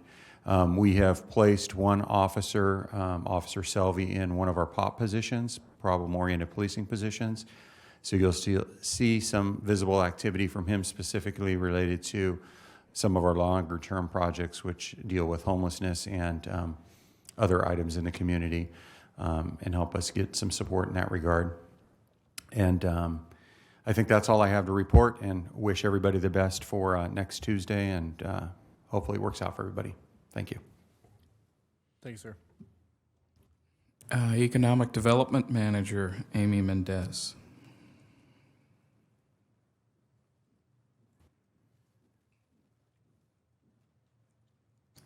Good evening, Mayor, members of council. Just briefly wanted to let everybody know that we've officially closed off the COVID-19 Business Assistance and Recovery Grant Program. So it looks like we have about, I need to clear this with finance, but about $560,000 remaining. So we'll be coming back to council with some recommendations on things to consider to utilize for that funding. And then last month, council approved a contract with Retail Coach for some retail recruitment assistance, and their first visit will be tomorrow. So I'll be meeting with them and touring the community. We have meetings scheduled with some brokers and with some city staff to kind of talk about the market analysis, what they've kind of discovered in their preliminary research, and some of the discussions they've had with their contacts on the retail front so far. So we will be reporting back to council at some point within the next couple of months with an update, so you guys have an idea of what the findings are and kind of what they're looking at for the retail recruitment efforts here. And that's all I have for this evening. Thank you. All right, Community Development Director Craig Hoffman. You want me at the mic? It's gone so well tonight. So, at the 2,000 square feet. I know. That's what they're going to be. So, at the next city council meeting, you will be introduced to the 2022 building code, the 2022 fire code, and we'll be bringing back our ADU ordinance to do some cleanups with that. So, with the building code and the fire code, it's very similar to what you saw with placards and the emergency vehicles. Their state overall writing standards, so I think more procedural than anything. But we're going to introduce you to a lot of changes that we're seeing at the state level. So, thank you. Thank you.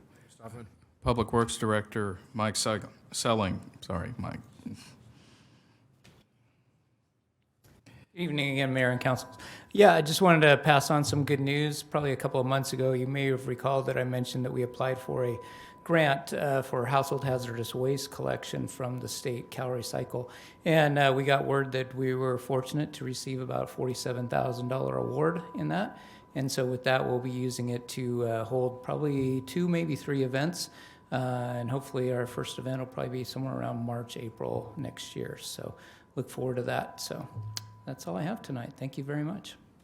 So Mike, before you leave the podium, we got our first rains today. Are there some sort of some commonalities folks should be aware of? Clearing drains, getting leaves out of drains, anything we need to let folks know? Yeah, I mean, our crews are already out there. Thank you, City Manager.